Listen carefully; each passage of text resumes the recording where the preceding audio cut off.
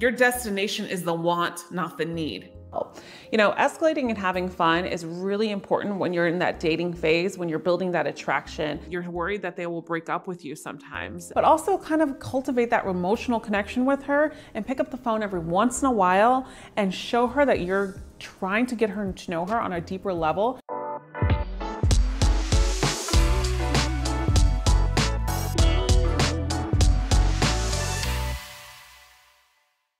Now, one of the biggest things that I hear from men in regards to when they find a woman they like and they start to date this woman is, how do I show my intent with her, Apollonia? Like, how do I show her that I want to do something more or be something more with her? And that's what we're going to talk about in this video, and I want to give you clarity around this. The reason why I want to give you clarity, which might hit home for you, is because a lot of times men are asking me how to do this because you don't want to come off needy. You don't want to come off overbearing. You don't know when the right time is. People online are telling you that a girl needs to do it first, which I do believe to an extent, and we'll talk about that in the video as well. So the first tip that I want to give you in regards to how to show your intent when dating is make sure you give yourself time to figure out what the woman is all about. The thing about men is you guys are very visual, right? So you base your instincts and you judge your chemistry or what you want from what a woman looks like and also might make you feel.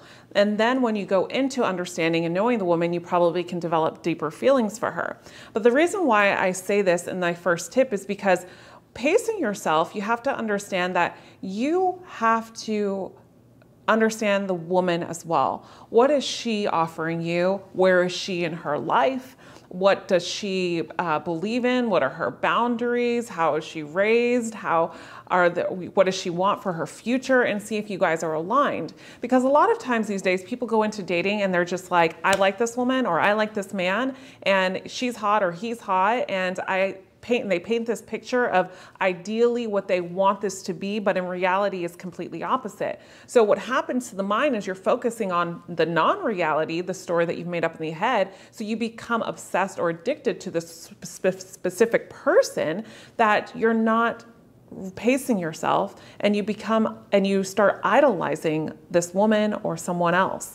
And the biggest thing about this is when you pace yourself, you get the opportunity to step back and really take a bigger picture approach and see what this woman is all about first.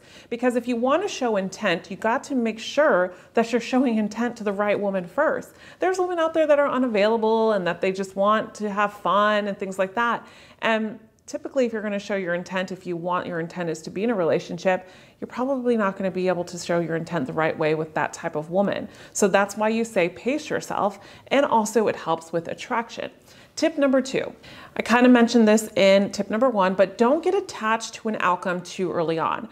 When you get attached to an outcome too early on, you start to get heavy emotions early on, which can come off as needy, overbearing, and a woman doesn't really look at you as that masculine energy, like that masculine man that is grounded in his own being, where he can be assertive and he knows what he wants, but also is okay with courting and pursuing. But the difference here is when you get attached to an outcome, consciously or subconsciously, you will over pursue, right? So that's what we talk about with the going with the flow or the I don't care attitude, whatever you may call it. But when you're not attached to a specific outcome with a woman and you're just saying, all right, I'm going in this to see what she's all about. Yeah, she's beautiful. Yeah, she's hot. And yeah, she's probably a 10 and not like any other girl that I've dated before. But I don't want to get attached to an outcome, and I'm just going to pace myself, see what she's about, and see how things progress from here. Tip number 3 is pursue and court, of course, plan some dates, but also see how she reciprocates. So tip number 3 is also noticing how a woman reciprocates. Trust me, men, I'm a woman myself, and I know when we are interested in a man, we will initiate sometimes, but we will definitely reciprocate, right? So if you have a woman that you are wanting to show your intent with and you've been dating, but she never reciprocates and you're always doing the planning and you're always doing this, is because you're enabling her behavior, basically. So basically what I would really encourage you to do is take a step back, maybe go silent for a couple days, or maybe not even plan something for a couple days and see if she checks in on you, asks you how you are, tells you that she wants to see you. Those are things that you have to do because women do like to be somewhat pursued, of course, what we call the chase, right? And I talk about that a lot in other of my videos. But this is the biggest thing to understand is if you're courting a woman and she wants to continue to be with you, she is also going to reciprocate. She's going to send you those good morning texts, or she's going to not take 2 days to respond to a text, or she will definitely tell you that she wants to see you. So that's why I'm saying, and tip number 1 was pacing yourself. Number 2, not getting caught on an outcome to an attached outcome. And now this is making sure that she reciprocates, and this will be all worthwhile when you want to show your intent. So these 3 signs that I'm telling you are things to focus on before you show your intent. So this leads me into tip number 4. Is ask the right questions. I made something for you guys. It's called my 20 question manual to get to know a woman's true self, which I'll put in the description box below. These questions are intended for men to use when you're after the first date, when you're starting to get to know a woman and things are emotionally happening for the both of you. You want to ask the right questions to understand where she is in her life, and these questions really help you as well. And this is where you can take a step back and say, if she is aligned with you and if things are working for the both of you, and if you guys have common ground and want the same things, and putting yourself first in this ideal situation to be honest with yourself and not pursue a woman that's not able to commit to you or emotionally unavailable to you. And you'll know by these questions. Tip number 5 is escalate and have fun. Escalation is such a huge thing that women want men to do, and they'll tell you openly, and they'll probably also want this subconsciously as well. You know, escalating and having fun is really important when you're in that dating phase, when you're building that attraction. Do things that are fun on your dates.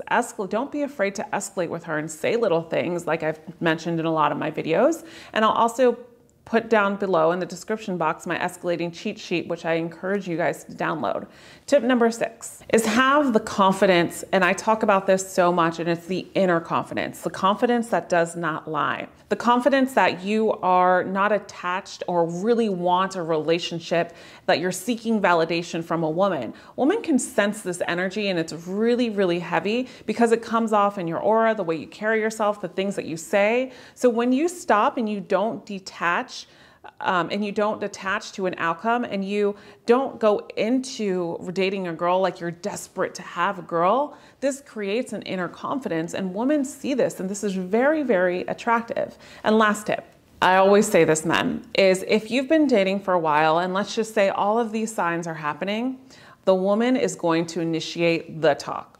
Kind of like, so what are we doing here? What are we? I really like spending time with you, and I want to take this to the next level. You know, I think this can come up in the approach. Remember, women are really good at giving you these underlining signals. So when you pick up on something that's talking about the relationship talk, stay there with her until you see her intent, because she will voice her intent with you. Now, showing your intent, how to show your intent when dating is really important when you focus on these tips that I'm telling you. A lot of times men want to show their intent exactly like the first week that they're like this girl, and you don't even know what she's all about. And also there's no thrill in the chase. Trust me, women want to do some of the work too, and they want to feel desired, but also they want to know that the man that they're with is desirable as well. So that's why it's so important to see yourself as that desirable. Get started. Tip number 1 is don't just befriend her only. Okay, so what I mean by this is don't just fall into the friend zone of getting to know her. No, you have to build an attraction from day 1. Don't be overly friendly, like let's go for a bike ride, let's go grab a bite to eat and talk about other guys and do other things with her that friends would do. No, state your attraction, show her that you like her, compliment her and tell her that she's sexy, but don't overly compliment her. All you need is that one compliment to show her that you are not in this for a friendship. You are in this to really date her. So tell her that she's sexy and call a date a date. If you want to take her out on a date, tell her you want to take her out on a date. And then you can form that emotional connection, which I talk about in my ebook, which is called The 7 Common Mistakes That Men Make When Attracting a Woman. Tip number 2, don't text her all day, every day. Don't do it. Your text should only mean business, men. Now, do not do this. Do not fall in the friend zone and overly text all day, every day. Hey, what are you doing? Oh, me too. Taking a picture of what I'm eating. No, she does not need to know every move that you're making in life. Make sure your texts only mean business. What do I mean by that? What are you doing later? Let's go for a run. Good morning. 8 p.m. comes around. Hey, would you like to go to dinner on Friday night at around 8 p.m.? Sure.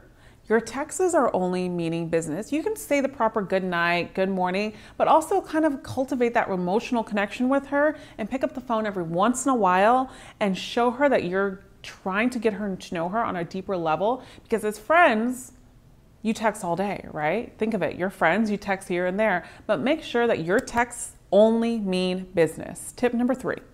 Focus on your hobbies, your goals, and your passion, and don't eliminate them at all. Actually, encourage them more when you're dating this girl, because you want to show her that you're ambitious, that you're secure, and that you have your own thing going. Tip number 4 is stand your ground and be grounded. If you don't like something that a woman is either saying or doing, call it out. I mean, especially if it's disrespectful. You men need to be okay with calling the women out that are testing you, because there's so many women, even great women, we will see and we will try to test you to see how much that we can get away with. And the moment that you stand your ground and you say no, or you voice your opinion and you stay grounded, if she disrespects you in some way, but you stay grounded at a level of respect where you're not losing your emotions. Like, how could you do this to me? And you're not playing the victim. You're staying grounded in the way that you're saying, this is intolerable, this is unacceptable, and if you want to move further into a relationship with me, and if you want to keep me around, you will fix this. Only you know how to fix this, and I'll be over here waiting for a change. So different than you always being the hand holder and being too needy. Because when you're too needy, women lose respect for you. And when they lose respect for you, you don't have any dignity. They see you as a man that they can walk over, and that's not what you're here for.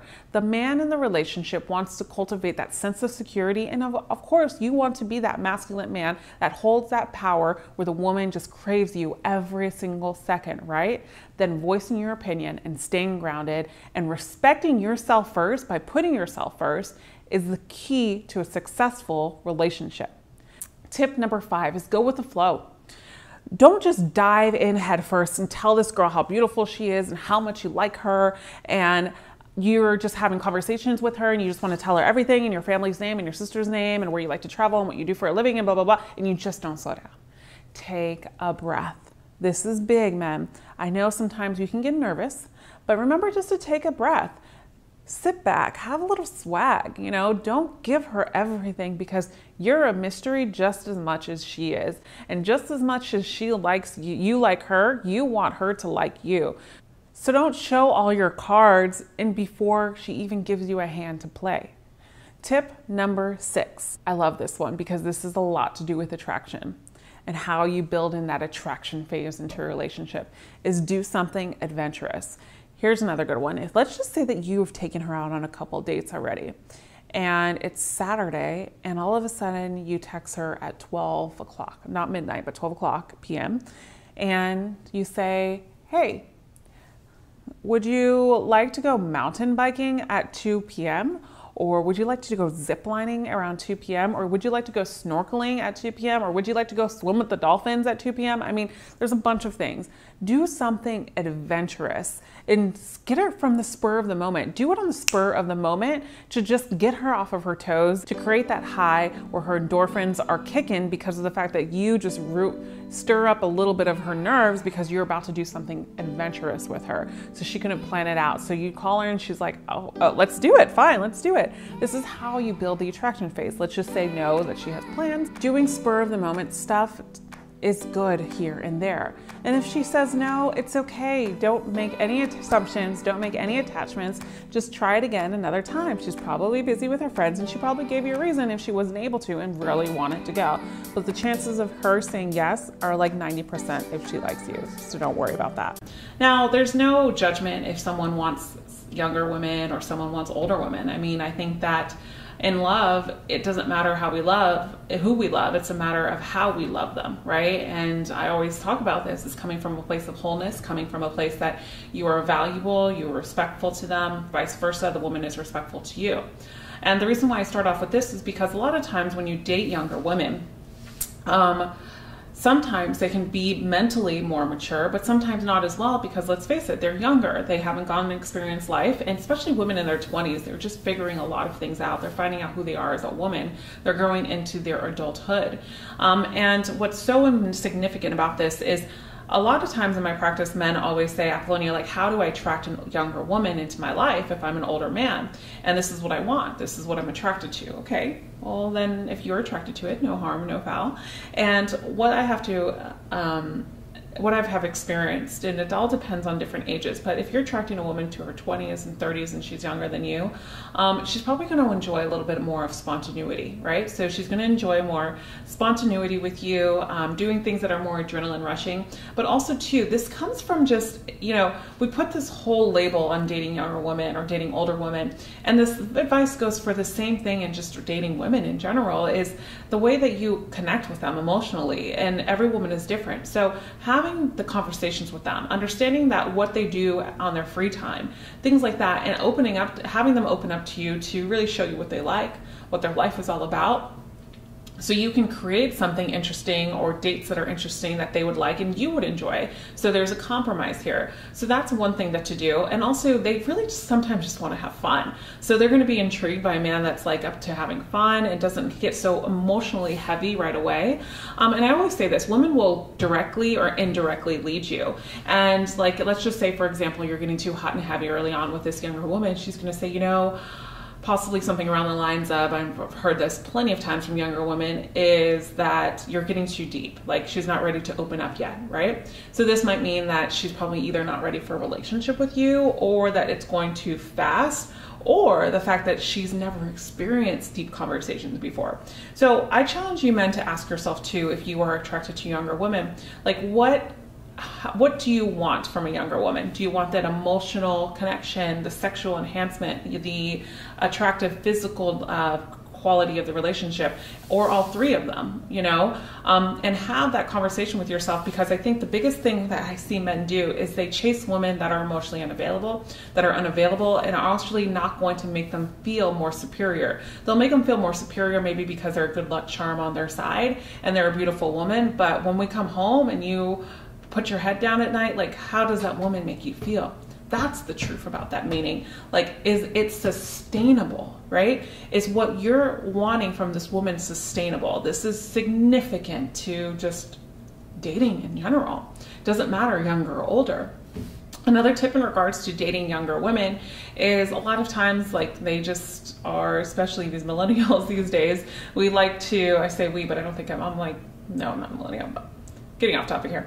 So anyways, what I was saying is, you know, they like to probably text more. They like to be on social media a lot. And this is what they were raised and born into in our society today, obviously. So that's another thing that you have to understand, that they'll probably be texting you more instead of picking up the phone and calling, but not all the time, because I remember when I was in my 20s, I really appreciated when a guy called me, and I would call a man too. So it all depends on the woman. So people, that's why I say women will directly or indirectly lead you no matter what. It's just about paying attention and being aware. And when they do this, it's kind of like, oh, I rather prefer to text. I'm not really a person that likes to talk on the phone. Okay, signal, clue, guys. So they'll say stuff like this, and women say this all the time, the ones that don't want to talk on the phone. And then the last example or last tip that I can give you in regards to dating younger women is getting clarity on what it is that they want, right? So the way that you get clarity on what it is that they want is finding out about them a little bit, you know, like how they were raised, what they're looking for in life, what are their values in life. And this has nothing to do with anything other than what I typically say when it comes to dating and relationships. I think younger women, the difference here do like the rush of spontaneity and like to have fun and like to be active and like to constantly probably go out. But there are also some women that just like to stay home. You know, it all depends on the person. So the biggest take back from this whole video is understanding the person that's in front of you. Attracting younger women also kind of, bonus tip here, it means that you're not 100% invested all the time, right? And I hate saying that, but when I'm talking about a woman that's finding herself at a young age in her 20s, and you're not 100% invested in her right now. And it's kind of like you're both working at each other. You're both working for each other, right? So I'm not saying that you got to play games and be this guy that's 1 foot in, 1 foot out. No, what I'm saying is taking your time with this younger woman, because a lot of times when a man is older and jumps in, she just thinks that you just want to get married and have kids, and she might be, turned off by that. But instead, you pace yourself. You show her that you're just getting to know her. You're not trying to spend every single second with her. You're also letting her come to you. Things like that. Natural attraction things, authentic attraction, what I talk about all the time. I want to first start off with understanding where anxiety may live. So anxiety may come from trauma, stress buildup, illness, personality disorders, mental disorders, and drug or alcohol abuse. And so I want you to understand that anxiety is not just one-stop shop where it comes from. It only comes from trauma. No, there's many reasons of where anxiety lives, and just understand that if you're dating someone with anxiety or you are someone with it, the only person that can help diagnose it is not only the person suffering from the anxiety, but a doctor. So when you date someone basically with anxiety, I want to explain how they feel as a person with anxiety, because sometimes it's hard to understand if you don't suffer from anxiety yourself. For me, the only way that I could explain anxiety was the best way I can explain it, and I tell this to a lot of people, is like an alien is basically taking over your body. This is what anxiety feels like. It feels like you don't have any control of who you are. It's finally like something is inside of you and controlling you.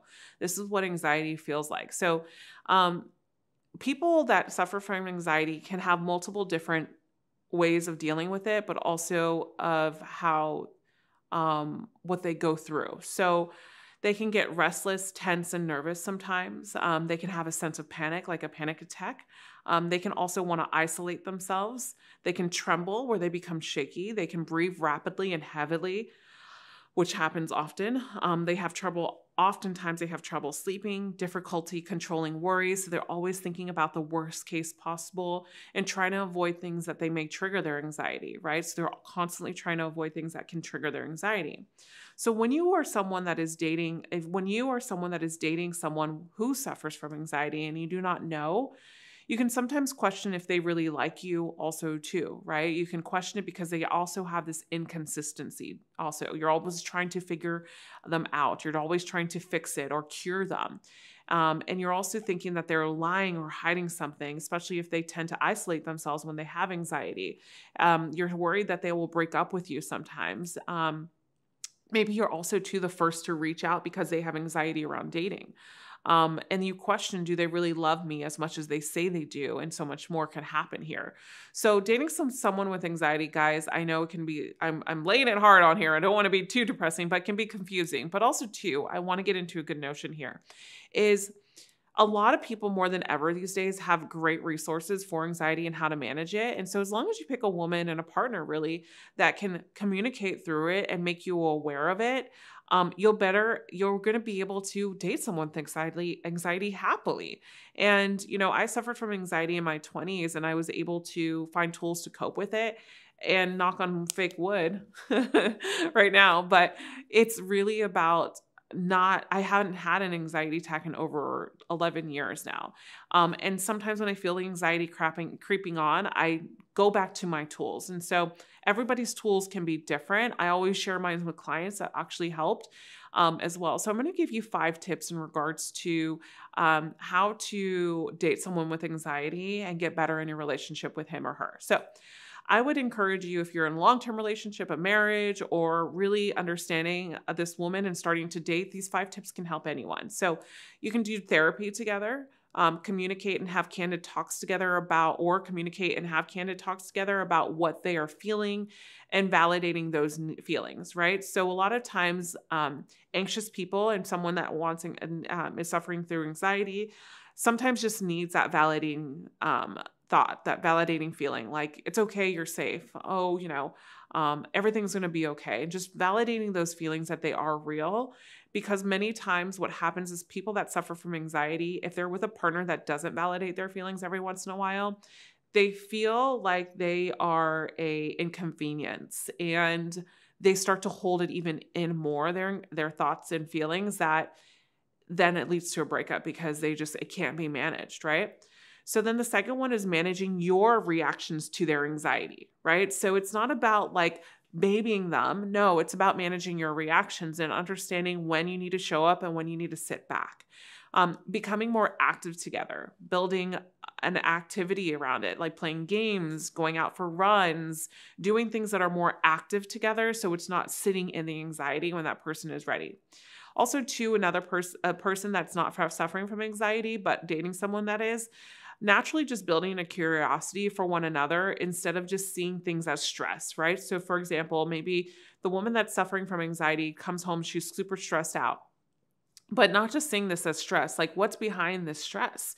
Building curiosity, right? Because stress is just an underlining word, right? It's just a word, but underneath it, there's something that lives in it that's stressing us, something that we're fearful of, something we're scared of, something that is happening in our lives that we haven't addressed. And so being curious will help you understand your partner better and them to understand themselves a little bit better, and you walking through this with them.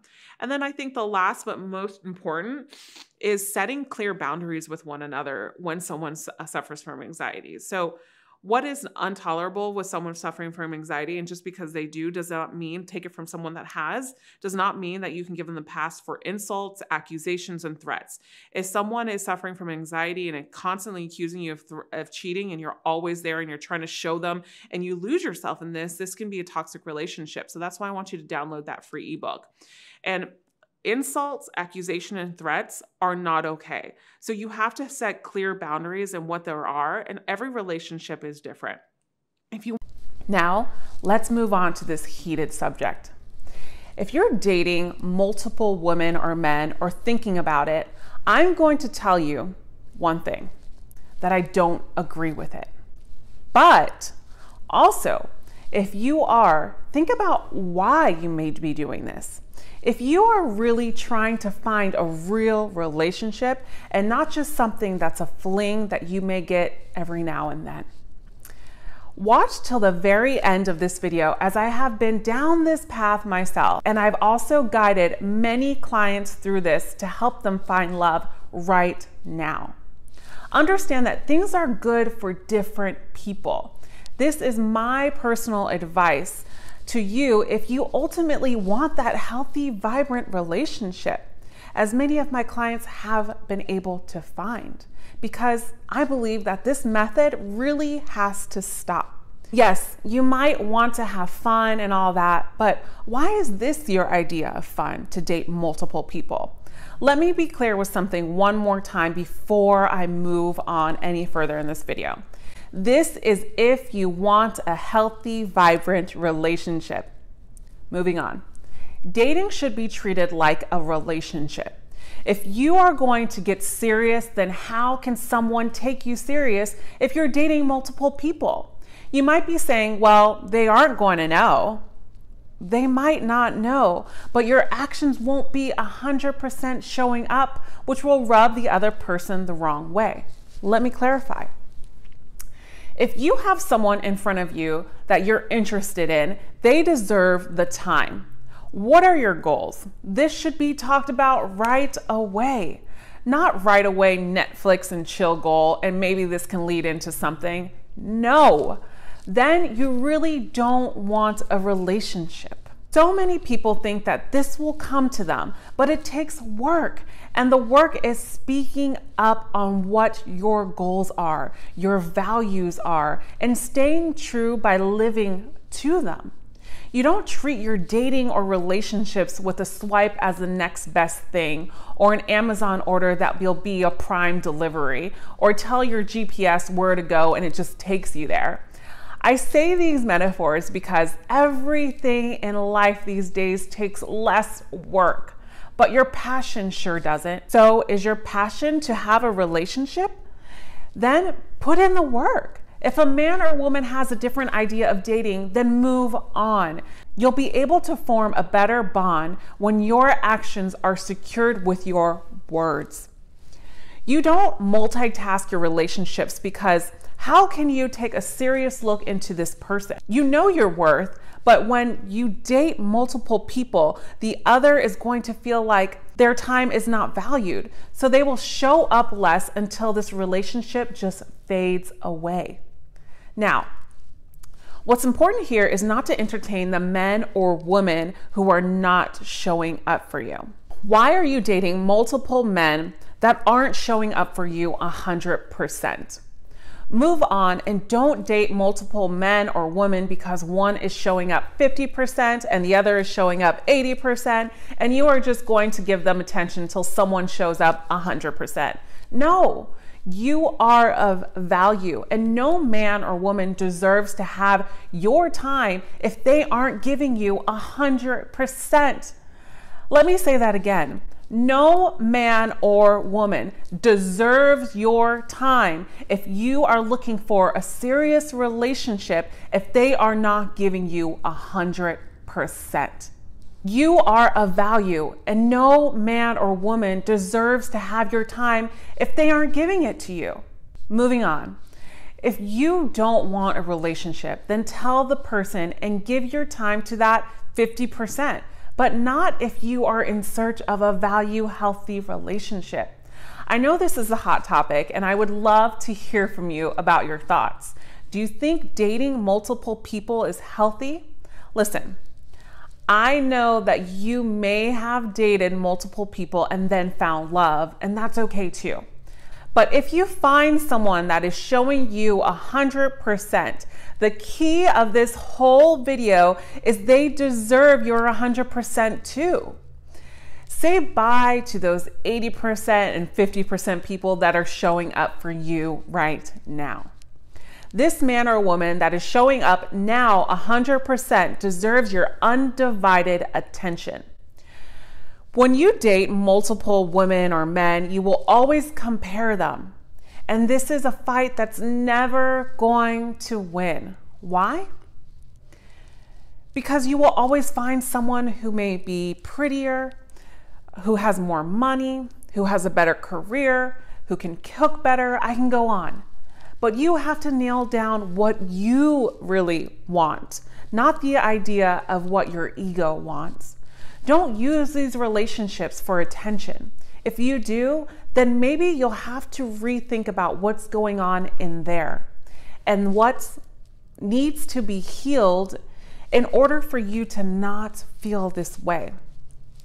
So, dating someone does not take months or years to figure out if you like them. What it does take is time and attention.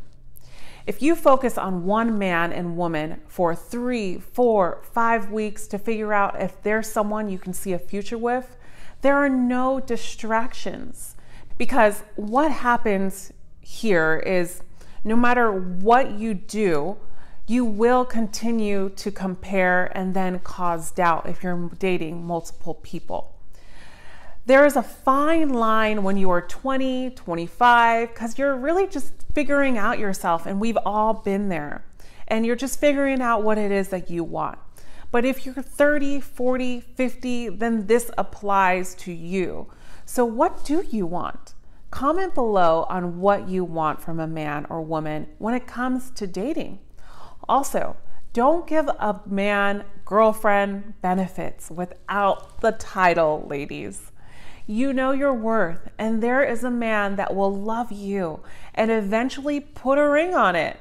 Just do you, sweetheart, and show up to be the best you, your dreams. Now, first dates can be a little overwhelming sometimes, and you're like, I don't really want to take this woman out on an extravagant 5-star dinner and spend $100, $200, $300 on her on the first time meeting her, because let's just say that can put a huge hole in our wallet if we continue to date women. So first dates, keep it light, keep it simple, and really try to get to know this woman, to really see if you want to take her out to dinner in the future, but also to see if she wants to take you out to dinner too. So let's get started. I'm going to just give you a list of possibilities that you can take this woman out and really impress her. So depending on your character and depending on the type of man that you are and what sits comfortably for you, go ahead and pick these. And I want to hear from you. Tell me below which one that you like the best. Now let's get started. First idea, dates. You can take her karting. This is so fun because you can have fun, you can laugh together, and you can also kind of be competitive. Also, rock climbing is a great date as well because you can encourage each other. You can actually do something which is kind of adrenaline rushing, especially if the both of you are really physically active. You can take her to a lounge to have drinks, or a casual lounge where you can just pick at hors d'oeuvres and things like that, or maybe a jazz lounge, something like that. So search your area, go on Google and see what popular jazz lounges there are. Next would be maybe a day picnic to like maybe an outside park. Maybe they have some outside festivals, an art show going on, or a music concert. And some festivals actually have live jazz there during the day. Day dates are truly amazing because if you like them, you can even spend more time with them. Another one would be take her to a basketball game, a hockey game, a baseball game, a soccer game, or football, wherever the country you're watching. But these are all really fun activities to do, especially if she does like sports. So ask her when you're having conversation with her before you take her on this date. I wouldn't recommend this if a woman does not like sports. Don't do this. Next would be maybe water activities. If you were to live somewhere like Miami, which I live, or California, or anywhere there's water, basically. You can take her water skiing, kayaking, jet skiing, tubing, boating. I mean, there's so many water activities that you can truly do that some of them are really adrenaline rushing, or even take her to go scuba diving or whatever it is that you would like to do. Do something like that because it also gives you the time to experience this, how she reacts to things, how she does when she's having fun, maybe when she gets scared, how does she act? Because typically when you take women on pretty daring dates, you share this type of bond because you start to have this bond because of the fact that maybe you're doing something that is adrenaline rushing or daring together. So it creates hormones and it creates the serotonin levels in her head to really get closer to you, and you develop and use a different type of attraction towards another. Next would be painting. So I know maybe this wouldn't be up your alley, but you can always make it fun. You can bring a bottle of wine. And I know there's some areas in other countries and in the United States where you can look it up and they have painting activities, painting workshops and things like that. And that's a really good idea. And you can also bring a bottle of wine if you want. And if you don't drink, then that's okay too. You can bring like a little cheese and crackers and maybe some soda or some juice, whatever you would like, or some tea or coffee, whatever it is. Next would be a great idea is take her to a show, maybe a comedy show. The reason why I say comedy show, because if you've watched any of my videos, I tell you not to go to theaters on the first date because you can't interact and have conversation. Some coaches talk about going to theaters and I don't understand why, because we don't have time to waste. You want to see if this woman is of value to your life and if you have that connection with the woman. So the reason why I say comedy show is because it's totally different.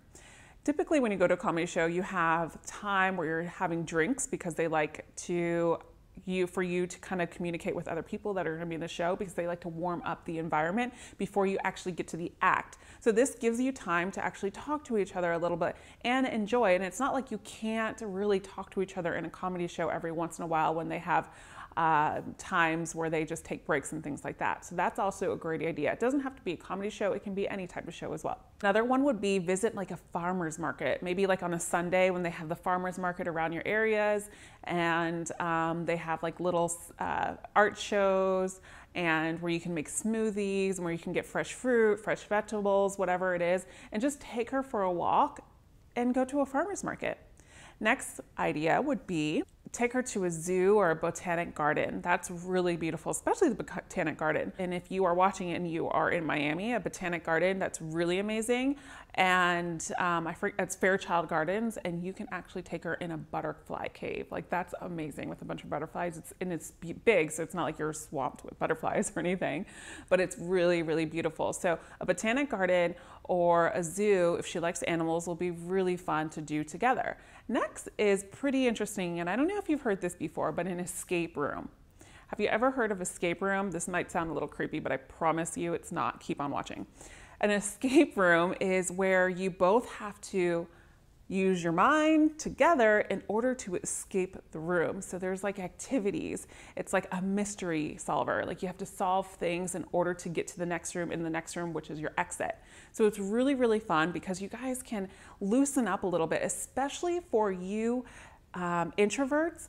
This is a great date for you because it loosens you up and stops taking off the pressure to really talk to each other face to face, where you can loosen up and do activities together. So afterwards, you kind of already warmed up to each other. Next one would be do a sunrise or sunset meetup. This is really beautiful, especially a sunrise meetup. I mean, that's pretty awesome. Maybe you guys can meditate or do some yoga on the beach together if you did a sunrise meetup, or a sunset meetup would be really nice too. You can do it anywhere, at a park, a picnic, anything like that, or a beach, or top of a mountain, depending on where you live. That's a beautiful, beautiful thing to do. And then you can also go bike riding together, maybe plan a date where you're just bike riding together because you both like to be active. Another idea, which is really fun and that can get her out of her comfort zone, and you too, is a trampoline park.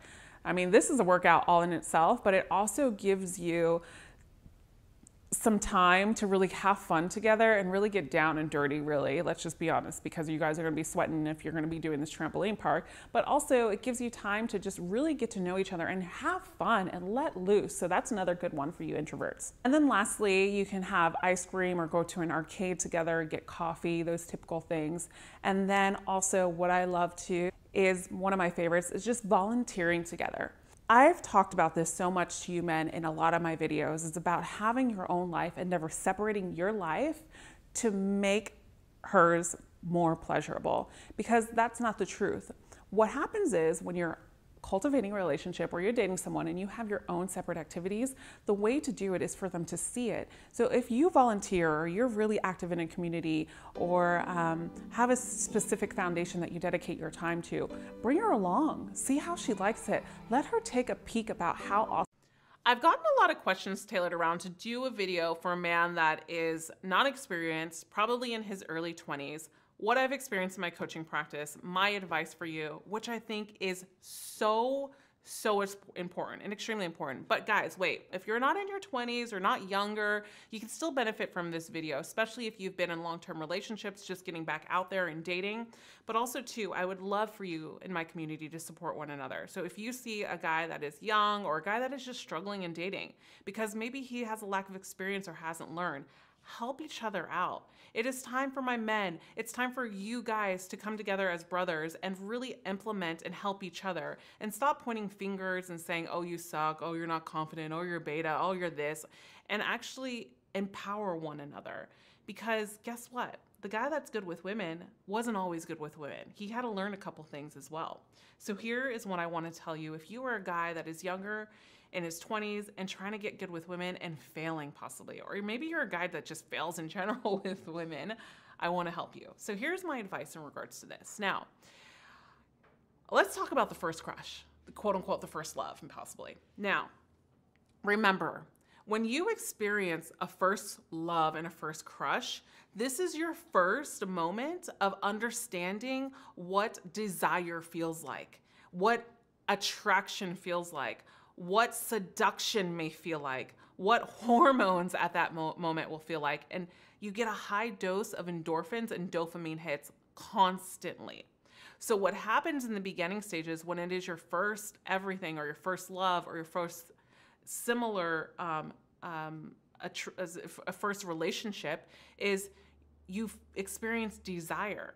So it's at an ultra state. So you can start obsessing very easily because it becomes addictive, right? Because it's a new emotion that you've never literally felt before in this way, right? In this seductive way of like, I want to give to somebody or I want them to see me. And so the way she even touches you could feel like crazy amazing to you, right?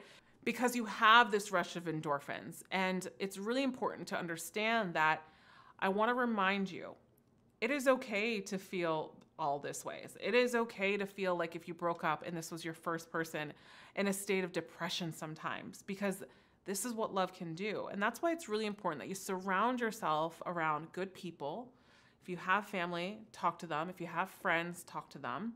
And understand that this too shall pass. This is a growing pain for you, because once you get past this, I congratulate you for being here, because now you're educating yourself in the right way of how to attract. So I would encourage you also to watch a lot of my videos.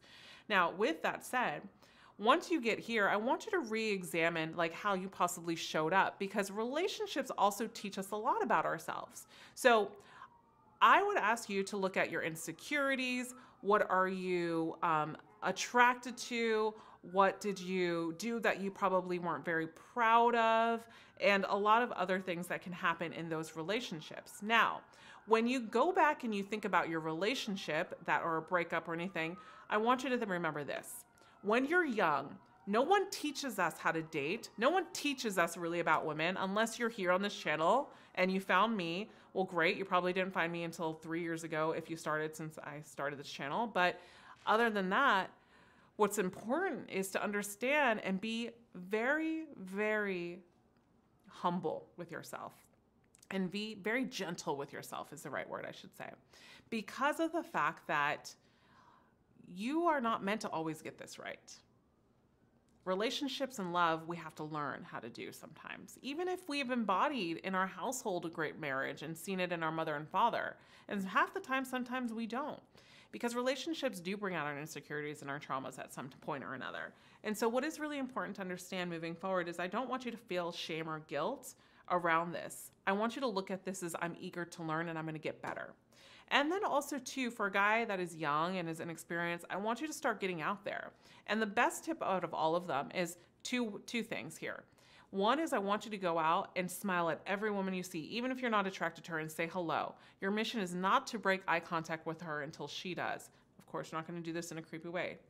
Number two is then you're going to also go out there and talk to women as much as possible. Test your limits. The men that get really good with women are the men that face their fears head on. So if it scares you to do improv, because that will help you actually get better with conversing with women. If it scares you to have a conversation with a woman, have a conversation with a woman that you're not really attracted to, but you find a little easier in the beginning, because when you're really attracted to a woman, your emotions can be really heightened. From there, start doing online dating possibly, and start practicing talking to women, what works, what doesn't work. Hang out with other men that are good with women, maybe a little older. Find men in your community that you can go out with, that you can experience from. Also, what I would encourage you to do is be part of our men group. Be part of our membership group, where we have a wide range of men from all over the world in all different ages and so much experience that you can actually learn from a lot of these men as well. So I would really encourage you to sign up for our membership program. You can find out more about it by clicking the link below. But if you really want to get better at approaching and talking to women, I really want to help you in this. So there is a video that I've created for you that goes above and beyond, and really how to approach a woman the right way, how to start in the beginning stages of approach and talking to women. So I want you to watch this free 15-minute video that you can't find anywhere else but in this link below. I'm going to put the link below and in this video as well. And when I do, I want you to click that next, because I know that method that I give you in that video is going to help you talk to women and also approach the women that you really like. And I know sometimes it can be hard. I know sometimes it can be frustrating when you're getting out there and dating and learning. But understand, we always have to start somewhere. And so nothing is meant to be easy, because it's rewarding when you actually find peace and understanding within yourself, but also getting the desired results in what you want and embodying them.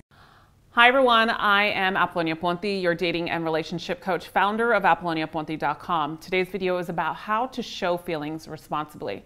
Let's get right into it. This is something that's so common that so many of you men are asking today, because it's kind of like you're trying to find the balance on how to show vulnerability but not be needy, how to show your feelings but not coming off too strong, how to show how you want this person to progress in your life and how you feel about them without being too feminine, right? This is something that needs to be addressed and talked about so much more than a lot of other people that are talking about right now. You know, as a dating coach, my job is not to only help you attract women and pick up women, but to give you sustainable results and to flourish into something more than just a one-night stand or to flourish more into, if you do just want sexual-based relationships, to feel more love for yourself from within, and to get clear on how to cultivate a relationship and healthy relationships. This is not talked about in our modern day society, and we need to talk about it more. So a lot of times showing feelings responsibly comes into when you start to really find yourself attaching or attracting to a woman, right? So I want to be clear before how you show, I give you advice, on how you show your feelings responsibly. Because a lot of times I see so much in today's world in relationships is we find someone that we are so intrigued by, and all of a sudden in a week or two, we just want that person to be our girlfriend. We just want that person to be our boyfriend, right? And then we don't understand why they're being hot and cold, or why they're not showing up like they used to, or why they were so all about us in the beginning, and now that I'm all about them, they're doing complete opposite, right? So as human, it's a natural tendency to play it safe. Why? A couple different reasons. Possibly because someone has experienced hurt and pain before and has seen that a sense of fastness is moving in this relationship and might scare that other person away. Or also they can be seen as, if you're moving too fast and not pacing yourself, that you're not secure with yourself and within, which kills attraction. And probably not coming from a place of wholeness, right? And I say this because nothing to shame anyone or anybody, because we're all growing here in life together. But there's a difference between a man that has good energy and a man that has maybe dark energy or confused energy. And as a woman, and not just because I do this for a living, I can tell when a man has good energy and confused energy and possibly bad energy, because it's how you make us feel. And you can say all the same things that this guy came up to us about all the good energy, this good energy guy. You can say the same thing as far as the bad energy guy. If we had the tailored same conversation, it would still be a great conversation, but also the feeling that you created would be different. And this is something that you can't fake. The bad energy is something you can't fake. And I'll give you an example. I was out with one of my friends the other day, and we went to this great place here in Miami. And I was talking to one gentleman, and he was just had great energy. He was happy. You could tell he was open to conversation. He always was smiling. He just had a good presence about him, right? It's what he created, and he was funny as well and intriguing. And I'm not saying you have to be funny to be intriguing, but this is what he was authentically. And then another guy approached me. And when this other guy approached me, he was a nice guy, but there was something off there. He felt very lost. He felt not as present, and I felt that he was putting up a facade to be something he wasn't, because possibly he didn't master exactly who he was as a man. So I say this first before I talk about how to show feelings responsibly, is because if you're not well balanced right now within yourself, it's going to be hard to balance out exactly how to have the right feelings for the right girl and for the right relationship. Because if you're not balanced out yourself, you might get attached to another woman. You might seek validation for a woman. You might find yourself chasing women to fill a void that you're avoiding. So that's why it's so important that we talk about this first. Now, I'm not saying that you have to constantly be perfect, this perfect guy, in order to do this work, and you have to be healed of everything. No one's healed of everything. But the difference here is that you're contributing to your personal development. You're contributing to your work. And when challenges arise, you start saying no to those challenges and you start saying yes to those challenges, and no to the wrong things that you have had patterns and cycles that haven't been able to nourish you and flourish you in your life. Now let's move on how to show feelings responsibly when you start dating, girl, now that we got that out of the way. All right, how to show feelings responsibly to a woman is by coming from a place of integrity, But number two is by pacing yourself within the dating process and the courting process. Number three is building attraction. Number three is by building attraction subtly.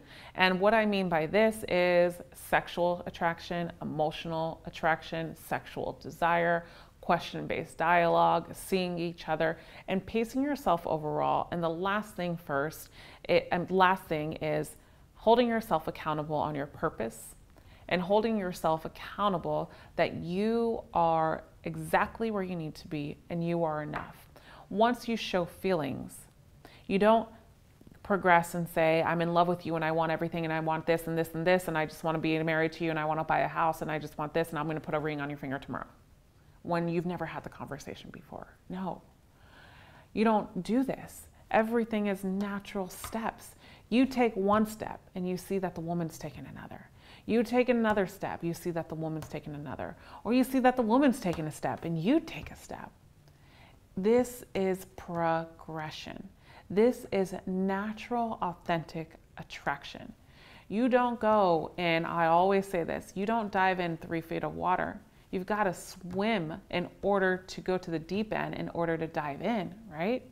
So why would you just go all in a relationship and show all of your feelings when you really don't even know who that other person is fully?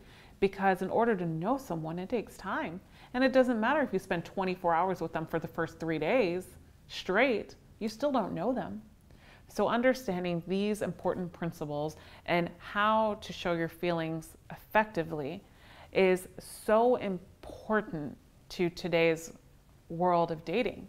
Are you struggling to connect with women? Do you hear women constantly tell you that maybe there's no connection, or that she doesn't feel like your relationship material, or she just doesn't feel that she can connect with you on an emotional level or see you more than just a sexual relationship? Or do you have a hard time knowing how to open up with women, so you close yourself off and you're in your head and you get obsessive thoughts over a woman and you start to analyze everything?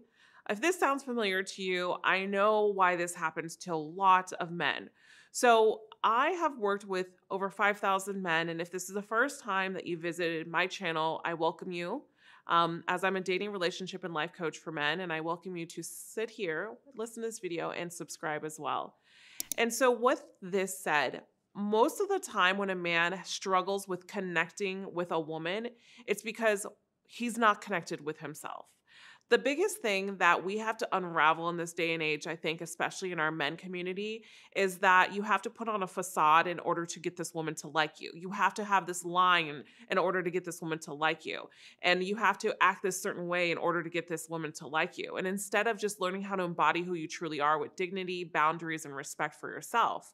So what's happening here is we're acting in this certain way where it's also coming from ego. So always we're having an ego response to everything. So ultimately, if we have an ego response to everything and we have a hard time connecting, one, we're going to be highly influenced really easily by thoughts, words, or actions, because it's really just tackling down our insecurities or limiting beliefs under this ego and under this wall that we sheltered and put up. And two, it's like we seek validation in external ways. So you're seeking validation possibly in how many women that you sleep with. You're seeking validation in how many numbers that you get, when it's really truly not authentic, because it's about really attracting the woman that's aligned with you and getting better in dating and getting more motivated into attracting a woman into a relationship if this is what you're looking for. So many men come to me and they ask me, Apollonia, how do I start just getting into this relationship? How do I start attracting a high value woman? How do I start getting better with women? Because it's not like I don't get results. I do, but it's not either the woman that I like. And then when I don't have the woman that I like, I act like this different person, or we get further, but it just doesn't remain sustainable, or she doesn't want to be in a relationship.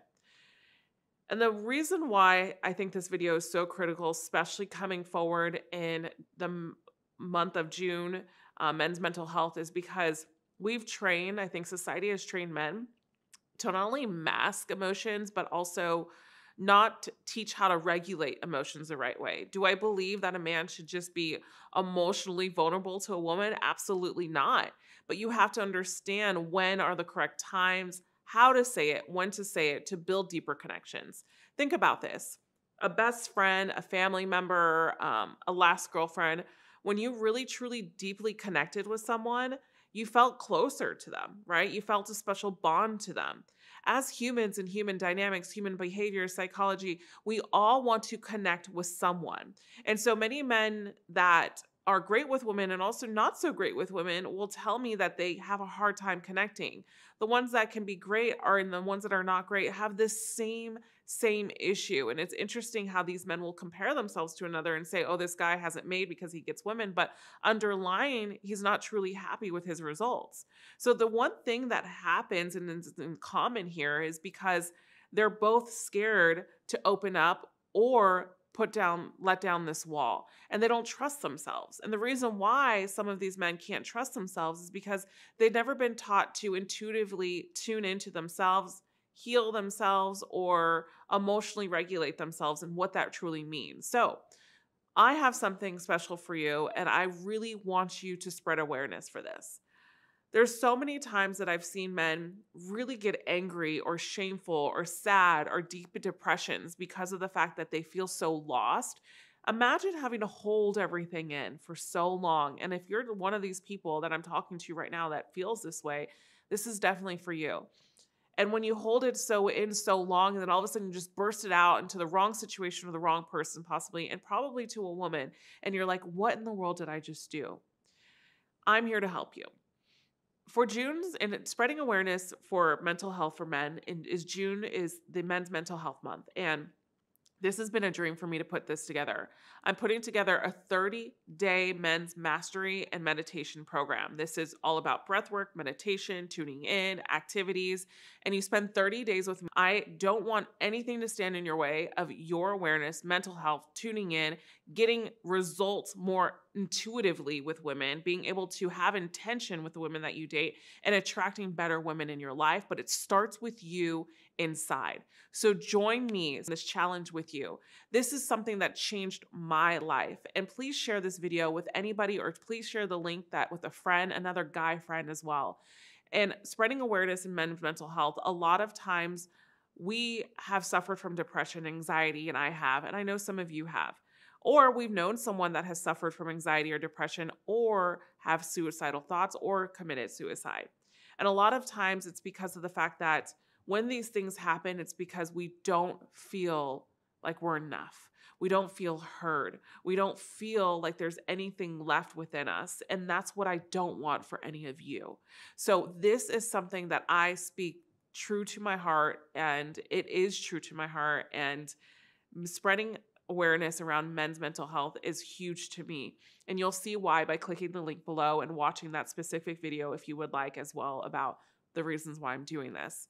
How do I text when dating? Or how do I text that girl that I like without feeling stupid, or maybe if I'm losing control? I don't know why, but there's this big cloud that sits over us of who's gonna text first, or if you're gonna look ridiculous if you text a woman more than once a day. I mean, there is a practice that you do have to obey, because you don't want to show the woman that you are either needy or she has your attention 100%, so you're not going to sit there and text her all day. So let me go into how to text when dating. Let's get started.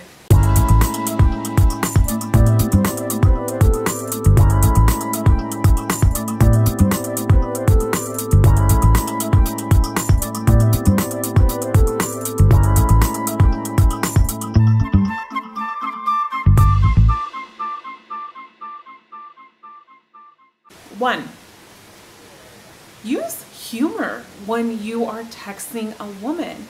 Now, there's a difference between dry humor, bad humor, and good humor. It's not always easy to use humor when texting, so I totally get it. But give her something to laugh about, something to remember you by, and get witty in your text messaging. Now, I'm going to give you an example of what not to do when you're texting. I had a woman client that reached out to me once and told me that, and I'll always remember this, that she was going on a date with a guy, and he texted her trying to be funny saying, "You're paying." I mean, that is not funny and that's not humor. It's just an awkward comment that just leads to a woman thinking, do I really want to go on this date with this loser? Or do I really want to go on this date because why would he even say that I'm paying? It's just an awkward thing to say. Doesn't mean that she doesn't mind paying, but it's just an awkward thing to say and it's not funny. Use humor and be creative with your humor. Number 2, be direct. Don't let your conversations linger on. Be direct in what you want to do, when you want to see her, where you want to go eat. Be direct in your approach in regards to how the conversation is being led. So if she's asking you what you like to do for fun, don't beat around the bush and be direct with her about what you truly do like to do for fun. There's no playing games when it comes to text messaging, and women don't like this. Just be direct and be straight to the point and capture her attention. Now, number 3, let the conversations go somewhere. Now, this is a big one, and I say it's a big one because it happens a lot. What I mean by let the conversations go somewhere is what I see so much in this 21st century world of dating is women are complaining now because your text messages are leading to nothing, or it feels like nothing. You're going on texting her for a week, 2 weeks, 3 weeks, and you say you like her, but we don't see any actions. And women want to see actions. So don't be scared to ask her out. Now, even though text messaging is a new common way of communication, which is a great thing if you think of it this way. Getting to know someone by text messaging a little bit can open up the doors for you to either ask her out on a date or giving her that phone call to get to personally know her. If you see that the text messaging conversations are going well, then either set the date or ask her if you can call her. When is a convenient time for you guys to talk tonight? Because I can guarantee you one thing. If a woman is reciprocating and texting you back and showing interest in similar traits and responses to your messages, she will be happy to have a conversation with you. When we like a man and he takes the approach to or the initiative to either call us and catches us by surprise or even set a date, it really stands out from the others out there. So, number 1 was use humor. Don't forget to use witty, lighthearted humor. And be careful with your humor. Number 2, be direct. Be direct with your questions and answers. Don't beat around the bush, because a woman loves to see a man that's direct because it also shows confidence. Number 3 was let your text messages lead into something. Don't keep on carrying on with your text messages, because this can also be a sign of a red flag of just... In this video, we are going to talk about dating in the workplace. A lot of you have questions in regards to what should I do if I like a girl at work and how should I approach this? So before we get started, don't forget to subscribe to this channel, to take the time out and subscribe so you can get notified every time that I post a new video. Okay, so I want to be brief in regards to HR when it comes to the workplace, okay? I know people that work in HR and they're very big in me talking about this because of the fact that it is a legit reason. We can't avoid this. Also, you have to be really cautious of this because you don't want to get in trouble at the workplace and end up losing your job for someone that you have no idea if you truly, really like.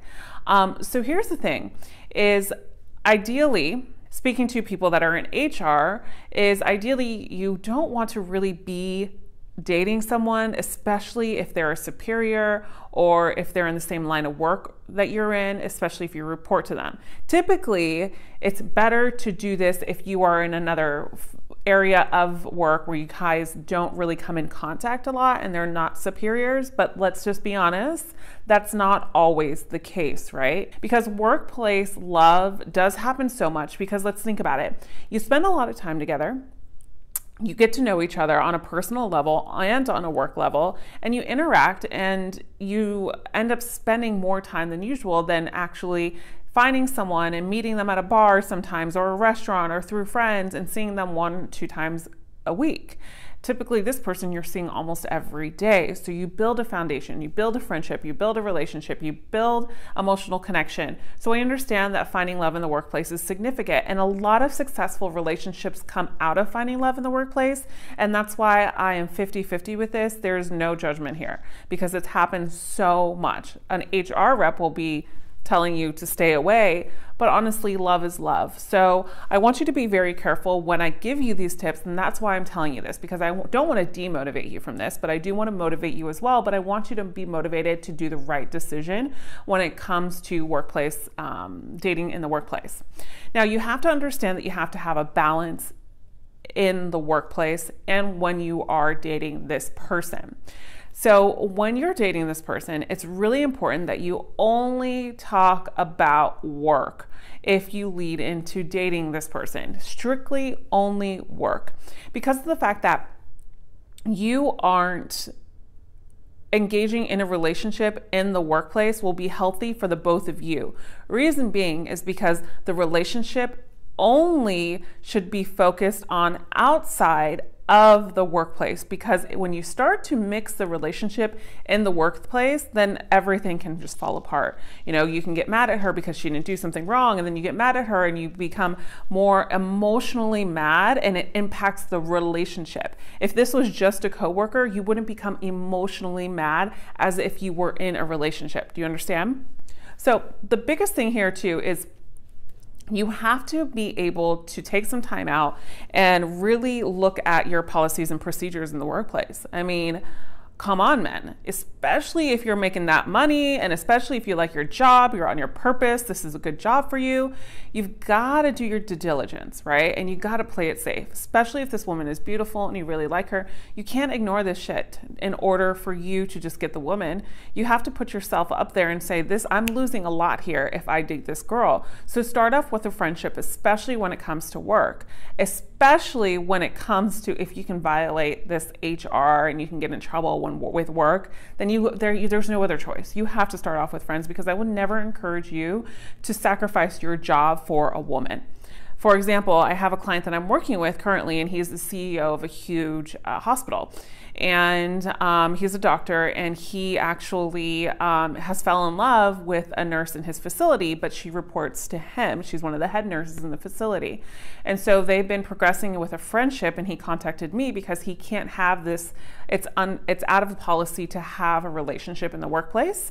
So one of the biggest tips that I've given him that is working for him is he has to be able to have the conversation up front with that woman, right? So basically, what I mean by having the conversation up front with a woman is saying, what are your options, right? So if you're in a big position, he's not going to change his CEO position to go to another hospital unless he wants to, you know?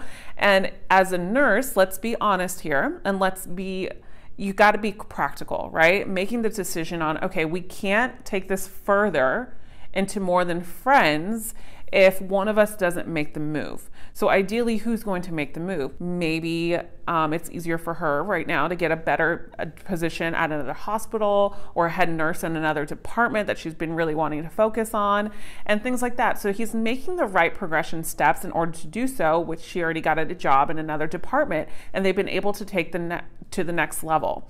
So this is what I'm saying, is he is very dominant in his career, and he's not going to sacrifice his own career to be with a woman. So he made the conscious decision to do so, and to do it like that. So I'm not saying the woman always has to change her field of work if she reports to you, or vice versa. If you report to her, then that would be something that you would intentionally voice to her and your concerns overall. So the way that you can do this is dating in the workplace if you are not even here yet, and you're just wanting to know if this person even likes you, and this person even wants to see if you want to see if this person has potential to be interested in you, and you are like at ground zero and you have no idea what to do. Here's what you do. I encourage you to put together a happy hour or a dinner event and call it team building. And when you call it team building, make sure it is somewhat of a team building activity where you get to know your coworkers, because at the end of the day, that's most you spend most of your time with these people and you want to develop somewhat of a friendship with them. And so invite the person that you have interest in, the woman that you have interest in, and start to engage in conversation with her, get to know her, and then when you're out of the workplace, don't come on too heavily and say, I like you, and flirt with her too heavily. You just want to tread lightly.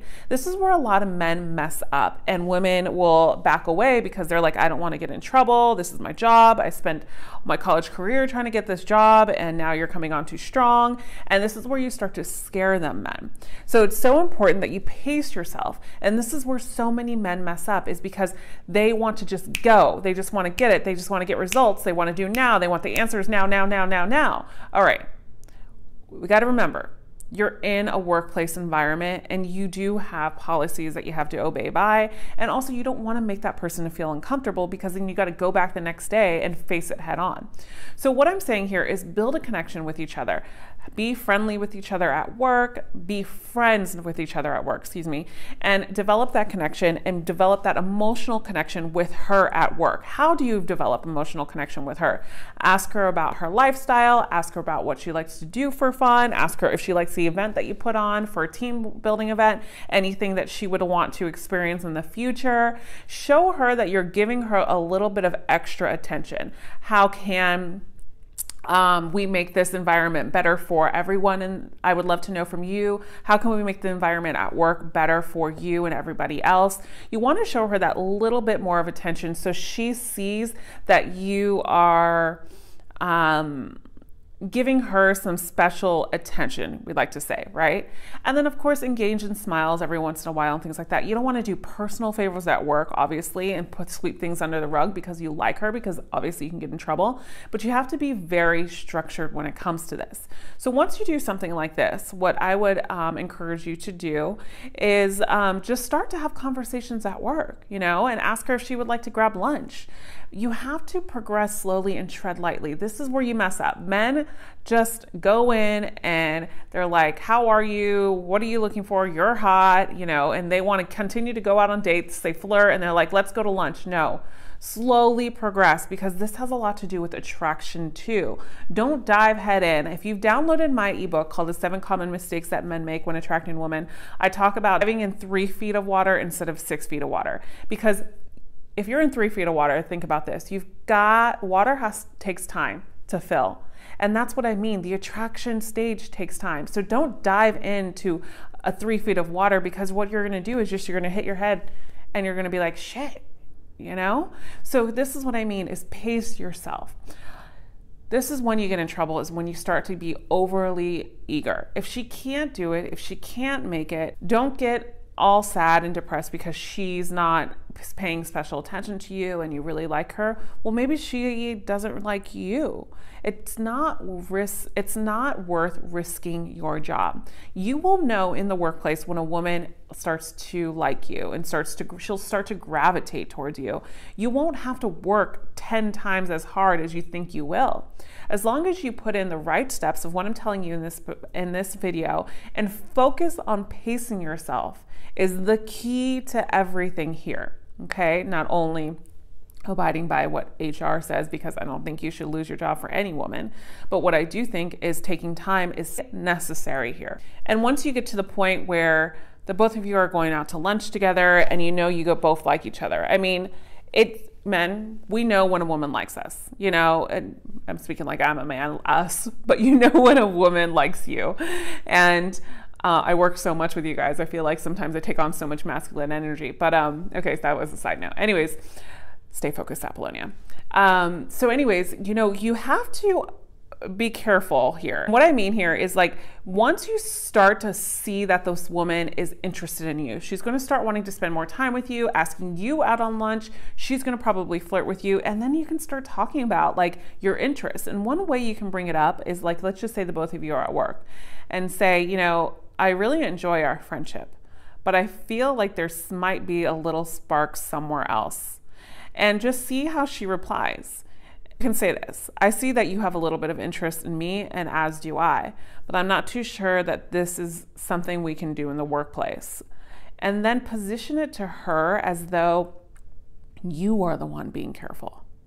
Because when you do that, it makes the woman want to work for something and want to work for you. And the same goes vice versa. And then that's when you can start talking about how you can both be careful in the workplace to get this relationship.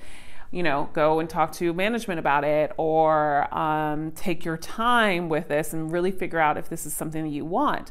Just like I talked in the beginning, if you choose to do this, then you've got to separate the relationship from work and outside relationship. Because if you don't, the relationship is going to be doomsday. You're 21 best dating and relationships tips that I really believe in. Now, this is going to be a fun and great video for you. Here's what I would recommend.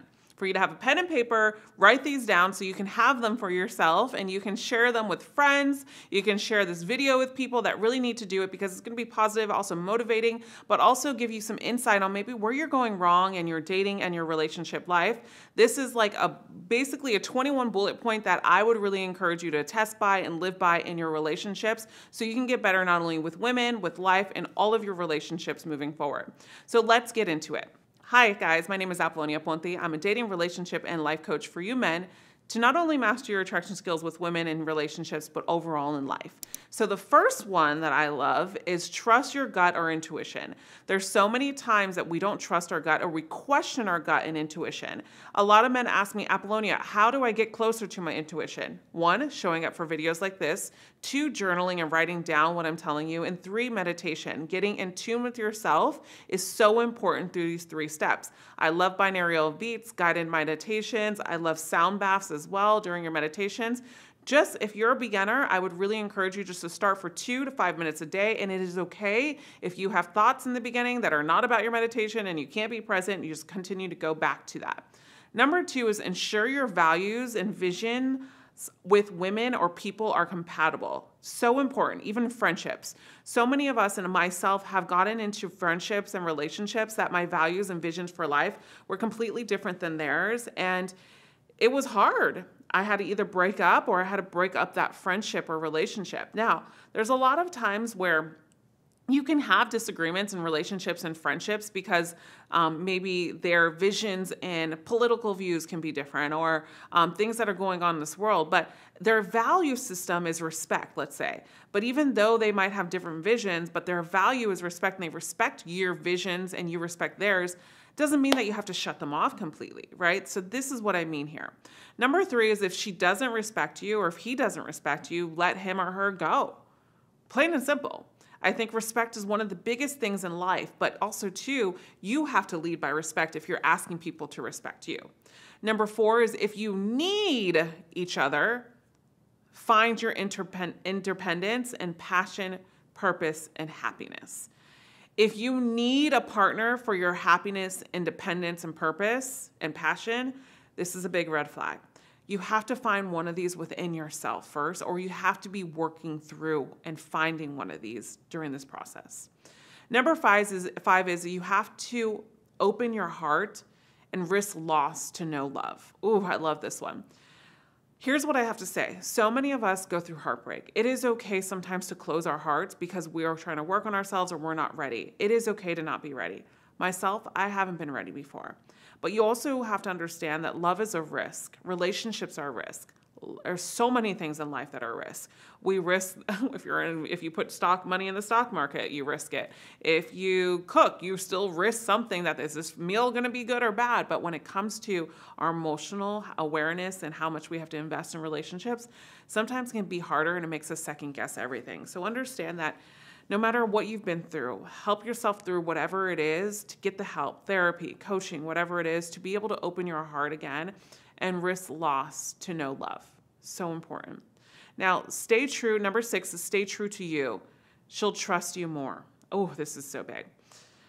Here's where a lot of men go wrong in this. So you want to stay true to who you are, but a lot of people sometimes don't even know who they are. So this is where you have to understand that in order to get to you, you have to do the work on yourself, because if we don't if we don't take care of our traumas, what's happening is little Apollonia will come out in my relationships for the attention because I was abandoned. That's going to come out in my relationship.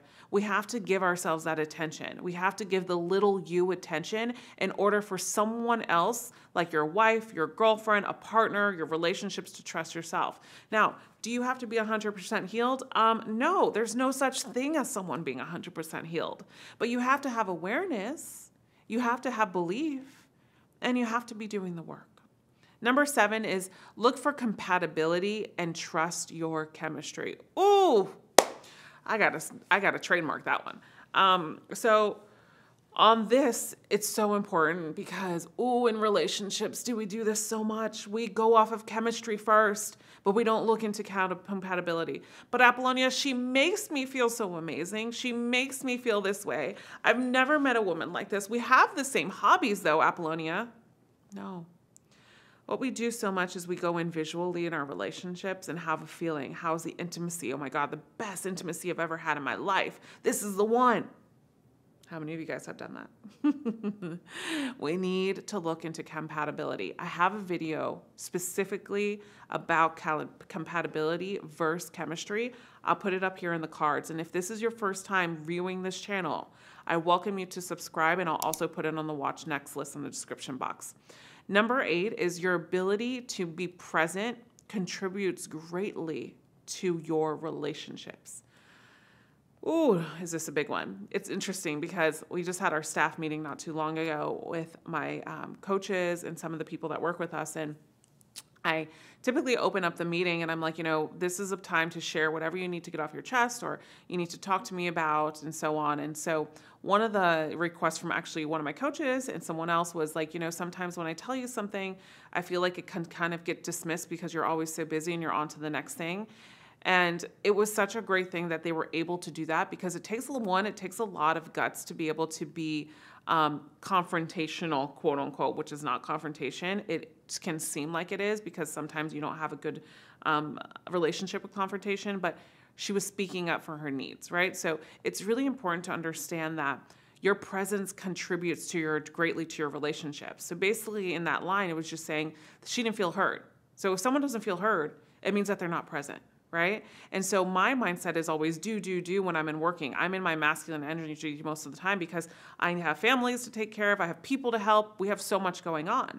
And so with that said, it just made me get grounded back again to understand that I have the ability to be present and I wasn't being present in these certain situations. The reason why I share this with you is because you have to understand that presence isn't always 100%. But you have to be aware enough and have the people that surround you that have the same values and visions and respect towards you to be able to call these things out. You see what I mean? And I mentioned it in number 2, and I think I mentioned it in number 3 as well. So number 9 is it always gets better if you're willing to learn. Plain and simple. So true. It might feel like the worst when you're trying to learn, but it will get better. And if you're going through something right now, understand that it will get better. Number 10 is resolve your hurts and encourage your awareness. Number 11 that I love is you're not perfect. She's not perfect. Love yourself and each other anyway. What does this mean? There's always going to be things in your relationships that are not going to be the best for the both of you, or you're going to also have friction about. But as long as you have the value system, respect for one another, you can compromise or meet through communication and understand that no one is perfect in the relationship, and you have to also meet your needs before you're able to meet your partner's needs every single day. Number 12 is it's not about the potential. How many of you guys have dated potential? Well, she would be a great mom. She would be a great wife. She would be she's just a good woman, but yeah, I know she's addicted to XYZ, but she's great anyways when she's not hitting the bottle. How many of us have actually dated someone who was potential? I have. A lot of us have gone into relationships dating the idea of someone, and we continue to date the idea, and we're not being present, like I mentioned in number 8. Number 13 is your feelings will get hurt in dating and relationships. Oof. Man, so many people try to avoid the feeling of getting hurt, but you have to understand your feelings do get hurt. I got hurt. We all get hurt. We all have this in common, right? So it's important to understand that your feelings will get hurt in dating and relationships. And when you can grasp that, you'll have better control of it, and it doesn't actually control you. Number 14 is conflict brings you closure. Okay. So many of us go through our relationships, go through life saying, I need closure from this person. And even though I'm not a huge believer in closure, depending on the situations and different relationships, so many of us grasp onto closure. Here's why. It's because if we grasp onto closure, it means that we haven't had to let go of this relationship yet. And it's easier to feel like I need closure because then you're still part of this person on a subconscious level. You have to understand that conflicts, disagreements, and breakup can be your closure, guys. Number 15 is you are each other's teacher. When you are in relationships, nobody is there to teach one person. You are not there. You don't wear the Captain Save a Woman hat, okay?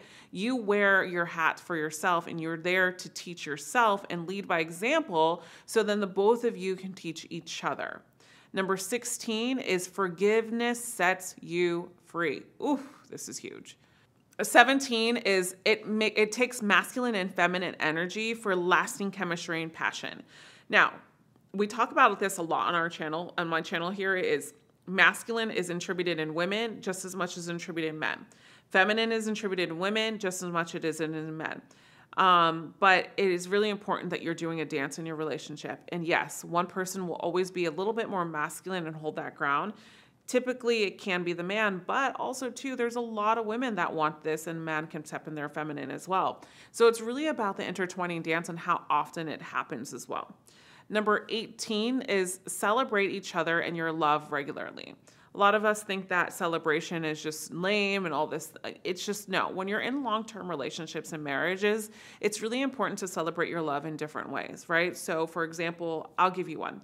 My husband was never a flower person. He really never gave me flowers. I think he'd give me flowers when we first dated, and he sent them to work after like a month or two when things were going great and we knew we were on the right path. He sent me great flowers. And then after that, he never really gave me flowers for a year, but it wasn't something I really wanted, and he knew this. But now it's become memorable because he chooses times and surprises me from time to time. I was throwing a Christmas gathering for our whole family, and I set this whole dinner up. I put together a band to be at the house and everything, and it was his family, most of his family, and I just remember him going to the store and doing little things that I asked him to do, and he came back with the most beautiful bouquet of red roses because he finds different ways to celebrate our love. And it's not about we need to make this a whole day event all the time. It's about we can go on vacation from time to time. We can do date night, but how other points do you celebrate love? And in that moment when he gave them to me, he said, I really love you and I love everything that you do for our family, and it doesn't go unnoticed. And those are the moments that I really remember because those are what sticks out because that's a celebration that I never asked for, right? So you've got to remember like celebrations that are so small can actually be so big too. Number 19 is you want to encourage your partner to heal or grow. Many times we can dismiss a partner in their growth or want to lead them to their growth or tell them what to do, I should say, to their growth. But we have to understand you have to encourage your partner to heal or grow if they're going through something. How do you encourage? You lead by example. Number 20 is it's okay to walk away. Oh, wow. The power of walking away. I have a video about that. I'll put it up here in the cards if you were questioning this. It is okay to walk away from relationships and people that aren't aligned with you. It is okay to be selfish. It is okay. Number 21 is ghosting is in benefit for you. Remember that. Women. So let's get into the reasons why you are not getting results with women online. Number 1 is your pictures are not doing any justice whatsoever. And I'm going to go into more description about this when we go into this video as well. But a lot of times when we work with men and help them revamp their profile photos and actually look at the photos that they have so many different things going on in their photos that can be confusing. And you have to understand with online dating, your photos are crucial because you only have 3 seconds to catch someone's attention online. Now, you don't have to be the #1 one stud and, this is the model guy online. No, because there's all sorts of women looking for you online. Do you know how many attractive guys that we actually work with and actually have photos online that make them look 10 times less attractive?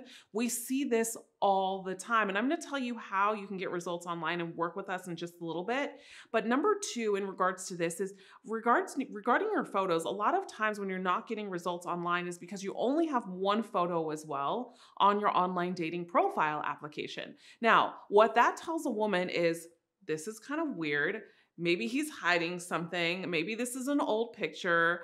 There's something shady going on. So we won't actually swipe when a guy only has one photo, even if it's a good photo. And the worst thing is, even if it's a great photo and you only have one photo, that's even worse sometimes, because it's more like, are we going to get catfish type of deal, right?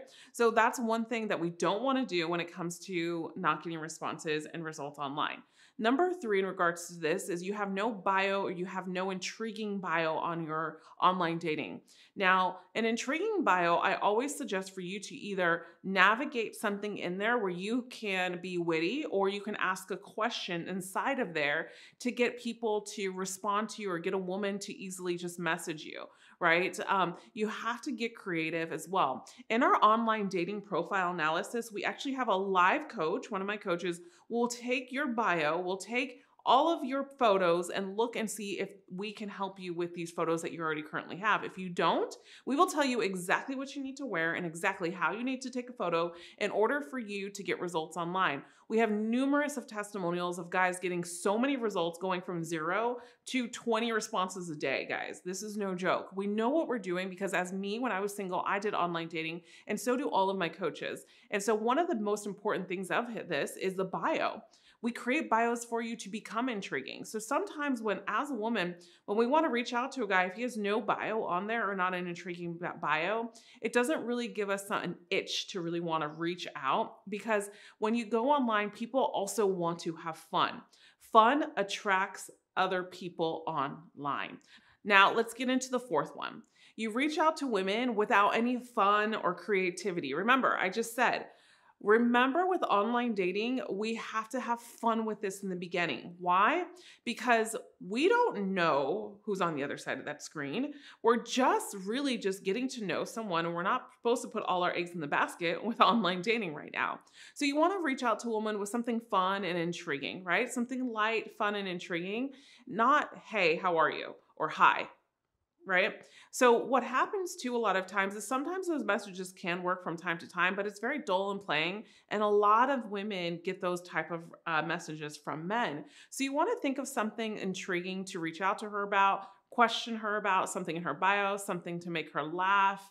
And I have a lot of creative things that you can use. By clicking the link below here, you'll see a link in the description box where you can actually go and actually find resources for me to help you with your online dating bios, and also to your photos and so much more. Now let's go into another one. Is your conversations with women are either dull or you rush them. So basically, let's say you reach out to a woman, right? And you have a conversation, but it's just dull. It's like there's no fun, there's no spice, there's no jokes, there's no humor, there's no flirtation, there's no banter, and it's just dull. Right? It's just boring her. And maybe you're bored yourself, right? Remember, you have to have fun too in everything that you do when you're dating someone. And then also one thing that I've noticed too is that a lot of women complain to me that men rush. Hey, we match, here's my number. I don't use this app often, so let's go on a date. Or here's my number, text me. Or here's my Instagram. Where you're just trying to get followers, or she's just trying to get followers. Same vice versa. If a woman's doing this, probably not a good idea. Next is you swipe late at night. So here's the thing, guys, is there was a recent study on online dating, and they were saying that there's more bots online when men go online and swipe late at night. So what's really important is you swipe maybe during your lunch break or when you come home, before the gym, whatever you're doing, just a couple times a day if you want to, or maybe once or twice a week. It doesn't even matter. Online dating, there's no measure of how long you should be on there. I know that you shouldn't be on there too long because it becomes can become addictive, but also can become frustrating as well. But a lot of guys do end up swiping late at night when their day is over, they're in bed, and they're just like, all right, I'm going to go to sleep soon. Let me just go online and see what women are on there, right? It is a very common thing that a lot of men do. But here's the thing that a lot of men don't know is late at night is actually the worst time to start swiping because there's a lot of bots. And if you're a guy that swipes late at night, you're going to notice that there's a lot of beautiful women probably late at night, and you're swiping, you're like, why in the world am I not getting responses from these women, right? Or if you do, you're like, this is too good to be true, right? So this is why. So look at the times that you're swiping and analyze who you're swiping on. That is huge as well. And then the next thing is you have expectations on dating apps. Do you know how many times that I've seen so many people have expectations on dating apps? What does this mean? You cannot expect someone to always be available for you and respond to you when you're having a conversation with online dating. Yes, I get it. It is frustrating. I know. But here's the thing. There's so many other things that are going on in people's lives that you have no idea about. There's sometimes men get so frustrated on dating apps, and I've seen messages from women, and I've seen actually messages from men where they'll be talking to a woman for 3 days and she doesn't respond to him for 2 days. And he's like, well, then forget you then, or reacts in an immature way as though there was an attachment and there was an expectation that he had to go out with this girl, or he had to get a response from this girl, or he had to get this girl to like him. And so what will happen is you'll kill attraction instantly, and then you'll ruin your chances. For example, one of my sister's friends was doing online dating, and she and his guy were talking for four days, and she didn't respond to him for 2 days because she wasn't on the dating app for a while because her grandmother had got really sick and she had to travel to see him. And she got back after 2 days and went on the dating app, and the guy had like 5 messages of telling her off basically, and it was just a really bad thing. So this is what I mean. You can't expect anything from the other person on the other side of the screen because you don't even know them. Why are you giving someone else so many expectations with online dating when it's just really about getting to know who they are? So I get it. Sometimes it feels really exciting to have a connection and to talk to somebody, but really check in with yourself because there's a lot of expectations with online dating, and it's really meant to just be paced and take your time. And then slowly but surely, I can guarantee you, if you do this, and you really revamp your profile, work with us, you are going to get excellent results with online dating. Now, another thing is you don't look at dating apps as a resume, right? You have to understand that your dating app is like a resume, right? It's your life business plan, kind of in a way, right? You're not going to go into a job with a poor resume and it's like all the papers all loose and it's messy, and you let it be raggedy and a bunch of misspelled words on there, and you state you have zero history of like no job details or anything, right? You wouldn't do that. You would work your best to make that resume look great, have great references, spell check everything, and make it presentable to someone else who's just meeting you, right? You have to think about that on a dating app as well. It doesn't mean that you have to go on a lengthy bio, but what I'm saying is present yourself well. This is like a resume online. And if you judging other people for making 3-second reviews of you or seeing if they like you or not, if their photos, oh, well, that's BS because my photos are nice, but whatever, you know, and we go into like this victim mentality that it's not enough because of the fact that they should be reaching out to you or shouldn't be taking all this work, then guess what? You're not going to get results with online dating. Right? This just shows that there's some laziness behind this and not really having the gravity of what it takes to really put yourself out there and let go of those expectations. And so a lot of times we don't invest in these things because really it's not really talked about. Now, do I think that you need to pay for a dating app? No, absolutely not, because there's tons of free dating apps out there. And so with this, I want you to also remember the biggest reason why a lot of men fail at online dating is because they fall for scams, they fall for catfish, things like that. And I have a whole video about that I'll put below in the description box. And I would really encourage you to watch this, as this is something that is really prominent. The abundance mentality in dating. All right. So abundance is honestly, guys, you have to be rejected from time to time in order to get to a place of abundance, right? if no one told me that I wasn't good enough, or I would never make it, or that, I failed a couple times at test and, had a hard time overcoming things in life, then I probably wouldn't be as intentful as a coach and a person stepping into this life as I am today. Those things have served me for a reason. So I feel and I know what a rejection feels like. And that saying rejection is redirection, but it is the truth when you acknowledge the fact that rejection is a part of life. A rejection doesn't always have anything to do with you. It also has something to do with you that stems from what we have to work on. So for example, a lot of times when people face rejection, they think it has to do with 100% of them. But a person might just be rejecting a part of you that needs to be worked on, right? Which is can be an easy fix, right? Let's just put this into a job. Maybe the job that you applied for or you asked for a raise for rejected your raise because you're not showing up to work on time, because you're not answering emails all the time, because your boss always has to ask you and follow up with you, and you're not making the due diligence to push forward, right? So that's a part of you that they reject, but then they say, but man, he has so much in him and he's so great at what he does, but I can't give him a raise because the small things is setting him back, right? So when we get rejected, we take that and we think, this is all of us, right? And instead, you have to understand the way that we get into abundance is understanding that rejection can be a small magnitude of what we are, right? And what we need to work on. So that's why it's so important to be your inner critic. And that's what I'm going to give you in the steps today to leading to abundant mindset of what that is. Don't define rejection as all of you. It is that part of you that is really, really important to understand. So abundance mentality means that you don't have an attachment to an outcome, right? So let me explain. We are all humans. We are going to be attached to something or someone, whether we like it or not, right? But here's the difference. There's a difference between wanting and needing, right? We don't need to be attached to an outcome, but we only hope and want that this will work out. But it's not the defining of Brenda needs to work out. No, it's the woman that makes me feel great, that I can build a life together, that can make me a better man and have morals and values and respect. And we both have a mutual effort within one another. That's my vision, right? The need is Brenda. The want is the vision, right? So you have to choose which one do you want, not need, right? And this is true abundance. So abundance also means, how I always say, and I should put it on a t-shirt, I should stamp it, I should trademark it, whatever I need to do. But pacing is the root of attraction.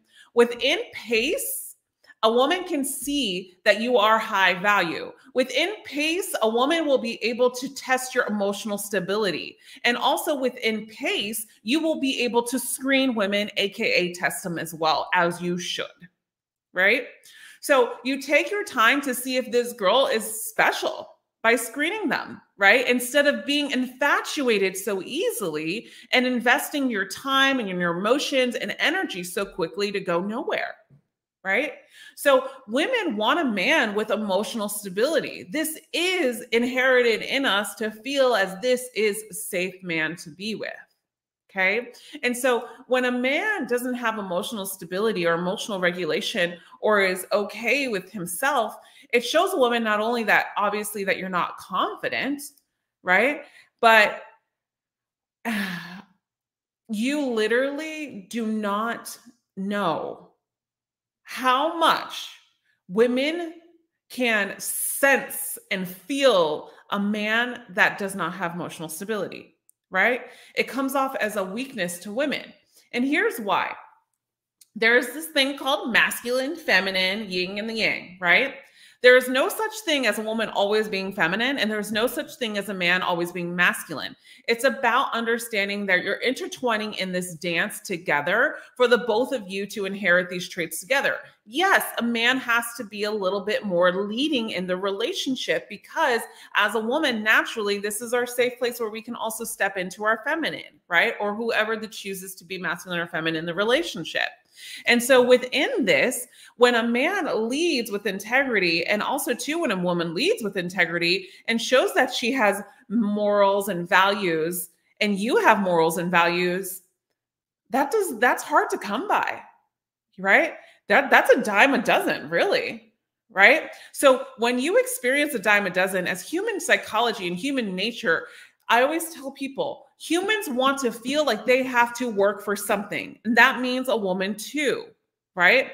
When we feel like we have to work for something, we appreciate it even 10 times more, right? So for example, my wedding ring, right? My wedding ring. I appreciate this wedding ring 10 times more. And here's the thing. My husband now never told me he didn't want to marry me, but he made me wait a little bit, right? And this is just going down to the little things. It made me guess and made it a mystery. How's he going to propose? How's he going to do this? And he did it so surprisingly, right? Well, as humans, we want to be able to work for something because it's gratifying to us. You too, guys. And so, you know that here's the difference with abundance mentality is that when you get out of scarcity, what happens is your destination is not Brenda. Your destination is the want, not the need. Write that down. Your destination is the want, not the need. What happens is we get so fixated. And so when we get so fixated, when we do that, what happens is we start thinking that we need this person. And we can't even take ourselves out of the illusional believing of fantasy because we got so deep in it. And sometimes we get in here because we have limited resources of women. This is the only woman that I've ever seen, right? This is the only woman that I've ever seen, right? And one of the things is, or this is the only woman that I've ever liked, or this is the only woman that I've ever wanted, right? And so there's a limited resource already. We feel like we're not going to get this, but instead you have to step out of there and focus on your wants. I want a woman that has standards for herself, integrity, good morals and values, that will respect me and respect herself.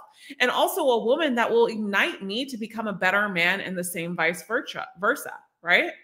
And so within this, and I want a woman to be able to be feminine. I want a woman to step into her feminine with me and be sexy and seductive and all this other stuff, right? So within this, if we get so focused on the need to make someone be this person, then we're going to step into our approval-seeking behavior, scarcity, and we're lack because we feel like we're going to lose this person. So in order to change this around, you have to be able to successfully screen women, which we're going to be talking about on this YouTube series this week, and how to do so. And then you have to know that someone else out there you can have a stronger bond with if this doesn't work out as well, guys. Right? What's so important is to understand when you have a bond with someone, yes, as humans, when we are ignited by chemistry, we can feel so elated and not want to give up on that person because it's a limited feeling and we're not going to feel it again, we say, right? But that's not the truth. When you are someone that has a bond with somebody and it doesn't really work out because you only had chemistry, there was no consistency, no compatibility, no emotional regulation, no self-awareness by this woman or yourself, who knows, right? But you're just acting off of chemistry, right? And so you just want this bond, and this feeling of chemistry. But no, we're not looking at all the other things. You have to know that you can experience a stronger bond with another woman if this woman doesn't work out too, period. And then when you get off-centered, you know how to recenter yourself because you know the life that you're creating and want. You know the missions that you have in life and you want, and you know the purpose of your life and what you want. Plain and simple. Okay? And so with that said, we revert and recenter ourselves back on the mission if it doesn't help us out. So now I'm going to give you the 9 things that we need to do for you guys to really start implementing this in your life, in abundance mentality, and really understanding like why this doesn't work for you all the time, why you probably scare women away, and why there's this whole fear around being needy in your relationships or with a woman. So many times men don't act because they have a fear of being. Now, I want to really get into tip number 1 in regard to the reason why you settle in dating. So oftentimes I see men, our clients and men that are in our membership, lack clarity. So what does this mean? So the reason why you settle in dating is sometimes because you lack clarity. So without defining your wants in dating, you end up dating just based off of someone's interest in you. So if a woman gives you interest, you just end up dating her. So this is why I'm huge in my community and I teach men how to set standards for the women that they date. And here's why a lot of men, and I just want to just tap into this a little bit because it's not honestly your fault all the time that you haven't been able to set standards for the women that you date and you lack clarity. And because as a woman stepping into the men's space, a lot of things that I've really been able to see, not only is there so many great men out there that are really searching for a great woman as well, and trying to get better aligned to attract that woman, but you have to think about this, guys. Is as a woman myself, when I was raised and when I was growing up, I always was hearing, make sure you choose a good man, make sure you choose a man that treats you right, make sure you choose a man that has a good job, make sure, right? So make sure you choose a man that's going to protect you, make sure you choose a man that wants a family, whatever the case may be. And so as women, we hear this often. But in society, we're not really teaching men to have standards for the women that they date. How many times when you were raised, and tell me in the comments below, did you hear someone always telling you, make sure you choose a good woman, make sure you choose a woman that has pride in herself, that has independence, that appreciates you, that you can trust, that you can connect with, that you can communicate openly with, that you can grow with? How many of you really have heard that? I've worked with over 5,000 men in coaching and more than this, but on one-on-one coaching, I've worked over 5,000 men. And it's interesting because I can honestly say 90% of these men have never heard this. And this is why I want to reshape society and the way men are dating, and I want you to start to get clarity. So in this channel, you will continue to get that if this is your first time viewing. Now let's get into number 2. Number 2 is you confuse chemistry and compatibility. Wow, this is huge. On one of my big speeches that I just had flying out, I believe it was in North Carolina, and this was one of the biggest topics that took the stage over when I was talking. And so often we confuse chemistry and compatibility because if you think about it, when we're watching Hollywood movies, when we're reading stories about love, it's all based off of chemistry. And now, especially in the male dominant world, we look at chemistry as a woman as beautiful. She has a perfect body. She's eloquent. She's feminine. She speaks well. Whatever we may be attracted, she has blonde hair, brown hair, blue eyes, whatever we're attracted to. We get invested off of chemistry of that butterfly feeling that she gives us, and the sex or the intimacy that we get right from this woman, or the fantasy illusion of how it could be with her. So we get into this chemistry, and chemistry sometimes is just we go off of chemistry and think that this person is the one. And we don't look into all the other 7 principles that I talk about healthy relationships, and one of them being compatibility. So we get driven on chemistry and we get hyper-focused on chemistry, and we think that this is the one because of the chemistry, which is just a dopamine and endorphin effect that gets you to feel extra elevated in your dating or seduction or attraction process with a woman, that you don't make a conscious effort to truly know who she is compatibility-wise, meaning, does she put in a mutual effort with me? Does she plan some things for me every once in a while? Is she open communicative? Does she reach out to me from time to time? Does she actually open about what she wants in the future? Or am I really just bypassing some of these red flags that she's mentioned to me, saying that she's not sure if she's ready for a relationship, she's not over her ex, and so much more. So a lot of us go into and we settle in dating because we're going off of chemistry, and because we're going off of chemistry, we're ignoring everything else on the side of compatibility, that we end up just chasing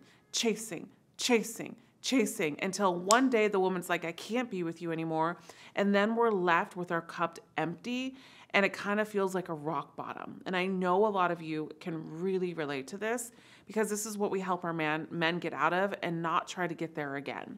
Let's get into number 3. You have a fear of abandonment. So most of us actually do have a fear of abandonment, and this comes from childhood, it comes from trauma, it comes from parenting, it comes from relationships. Abandonment is based off of fear, okay? And abandonment can be that you believe that all women will leave you if you don't continue to give. So you might be a people pleaser, or you overgive in your relationships, and you don't give the opportunity for a woman to actually invest in you too. And so you tend to overinvest with women who show some type of interest in you.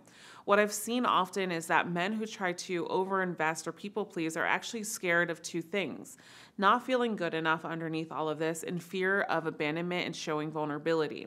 So when they show vulnerability, it's at their expense constantly, meaning if I show you my vulnerability and show you my emotions, I need you to validate this in the process. So the beautiful thing about abandonment is abandonment can be worked on and worked through, where it doesn't have the front it's not the front winner of your relationships. And if you need help with abandonment and so much more, I would encourage you to choose to work with with me or one of my coaches in regards to this. All of my coaches have been trained by me and are certified in different topics. You can you can look at the website below and click the link below to check them out as well, and myself. The next reason why we continue to settle is you don't trust yourself. Oh, this is a big one. So I want you guys to remember, women don't just have intuition. Men have intuition as well. It's that little feeling that sometimes we try to ignore, or we try to question. A lot of times we don't trust ourselves because a lot of times we've made mistakes in our dating lives, or we've gone into relationships that have taken a lot from us, and it can be scary to jump back into a relationship. And sometimes we just don't question, we second guess ourselves. So remember when I was talking about tip number 2, when chemistry and compatibility are one of the reasons why we settle. A lot of times what I've seen with our clients and men that we coach in our membership and so much more is when they go and they know that their relationships were just based off of chemistry, and there were so many maybe red flags, or 3 of their values were in line, what happens is they go back and they start to question their own reality, if they made this decision right for themselves, or if they should call the woman, or if they should try again, because they don't trust themselves to know enough that their worthiness resides in how they feel and think about themselves. So you trusting yourself comes from your worthiness, guys. And so if you don't feel adequate enough in regards to having that sense of self-worth, and which keeps you grounded in dating and really encourages you to pick the right women, I want you to continue to stay here on this YouTube channel, subscribe to this YouTube channel, look at the ways that you can start working with us, because I want to teach you how to have standards, not only for the women that you date, but have standards for yourself and find that self-worth. It's not something that happens overnight. Think about it. Let's say you're 30 years old, 37, 47, watching this YouTube channel. Okay? You have 47 years of maybe abandonment you need to overcome, self-worth issues you need to overcome. Maybe you were in a marriage for 10 years and you're going back out there and dating again, and the marriage wasn't easy for you, right? So remember, guys, doesn't mean that's going to take you 47 years to get out of this, but it's going to take you a little bit of time. Now, I'm not just saying this to negate and not encourage you to do it, because on the other side, it is beautiful. And I have worked with thousands of men, I should say hundreds of men now, that have actually are in very beautiful relationships. Message me photos. I have wedding invites, wedding photos. I have a wedding to go to this year soon, what I'm really happy about. Next and last thing is you fear getting close to someone. You fear vulnerability. You fear intimacy. So you continue to look at something that's wrong with your partner. We might have an avoidant attachment style, and this will continue for us to settle. And here's where I go into a little bit more here. So many men compare themselves to other men. So there are men that we work with that are highly successful and get a lot of women, but end up settling. And a lot of men actually look up to them and they're like, oh my God, this guy gets a lot of girls. It must be so easy for him. But those men are also men that we work with a lot, especially myself. And what I've noticed with working with these men is they have so much unwiring to do, because they've never had to really process attraction and work on attraction, where women easily come to them, and then they have to, when they really like a woman, they have no idea what to do. Or what they do is they are searching for women on a superficial note, not trusting the fact that they will always find someone that they're attracted with. So they fear intimacy and getting close with a woman. As soon as they find out that they're attracted to her and she's open and getting close, they push away because they have an avoidant attachment style as well. So you continue to date the wrong person and you get into unhealthy relationships because these type of men will always constantly either chase the woman that's unavailable, and those aren't always a healthy. The biggest mistake that men make when dating a woman. Hi everyone, I'm Apollonia Ponti. I am your dating and relationship coach and your attraction coach for you men. And I'm so happy to do today's video because this is a topic that comes about in a lot of my coaching sessions. And what I wanted to do is kind of give you the blowdown and the honest opinion from a girl's perspective on what is the biggest mistake that men make when they are dating women. Now, the number one mistake that you make, and I'm going to go into the elements of this because of the fact that even though it's a number one mistake, there's a lot of elements and different pieces of what people do when they start dating a woman and what men do when they start dating a woman. And the number one thing and the biggest mistake that men make is they prioritize a woman. And this is the main reason why they prioritize a woman is number one is because they look at her as I have to prioritize her instead of pursue her, right? Because there's a confusion between pursuing and prioritizing. And when you pursue a woman, it's because you're trying to get to know her. There's a healthy balance. And this stuff is something that cannot be faked, guys. And this is why I preach a lot in my videos about creating an abundance of a life, because you can't fake an abundance of a life. What will happen is if you fake an abundance of your life, your energy is going to be different. And women are intuitive. And this is what I talk about all the time. And also too, not only is your energy going to be different, but you're going to be living inauthentically. So what's really important is that you do create a life of abundance. And there's a lot of men that'll ask me like, Apollonia, if I'm not happy with my life, that means I shouldn't be dating. And I will respond and say, that's probably the smartest idea for you. Because what will happen is then you'll start to attach onto someone else as happiness. So when we don't get the understanding of what pursuing and prioritizing is, the difference is when we don't know what to do moving forward when we meet a woman that we like. So it's really important. Not only do we understand the difference between pursuing and prioritizing. Prioritizing is putting a woman before your own self, meaning your needs early on. There's so many times that I see men getting into dating a woman and 2 weeks in already, he's forgetting about his life. He's not focused on his goals. He's actually doing things that will make this woman think that, okay, this was easy. What else is left? Women want to be, either if they admit it or not, guys, I'm here to tell you, women want to be somewhat pursued, but they also want to pursue a man as well. It's like that mystery component that a lot of us fight for. And a lot of times you have to think of it like this, right? If you were to date a woman and she went on a date with you on the first date, everything went well, and you noticed that she liked you and she was falling for you, and then she went all in, are you going to be attracted to that woman? There's something there that it's just too much for you. So the same goes vice versa. And number two, the biggest mistake that you make with women is you tell yourself that this is the most beautiful woman and you've never experienced a woman like this before. And let me tell you why, guys. A lot of times when men do this is because you operate from your prefrontal cortex.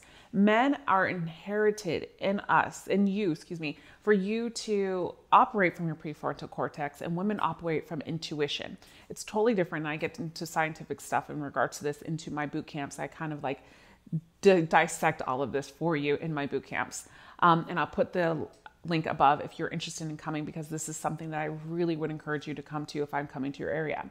Other than that, right now, it's more about understanding too that with men, a lot of times you have to understand how your brain is operated to work when you see a woman.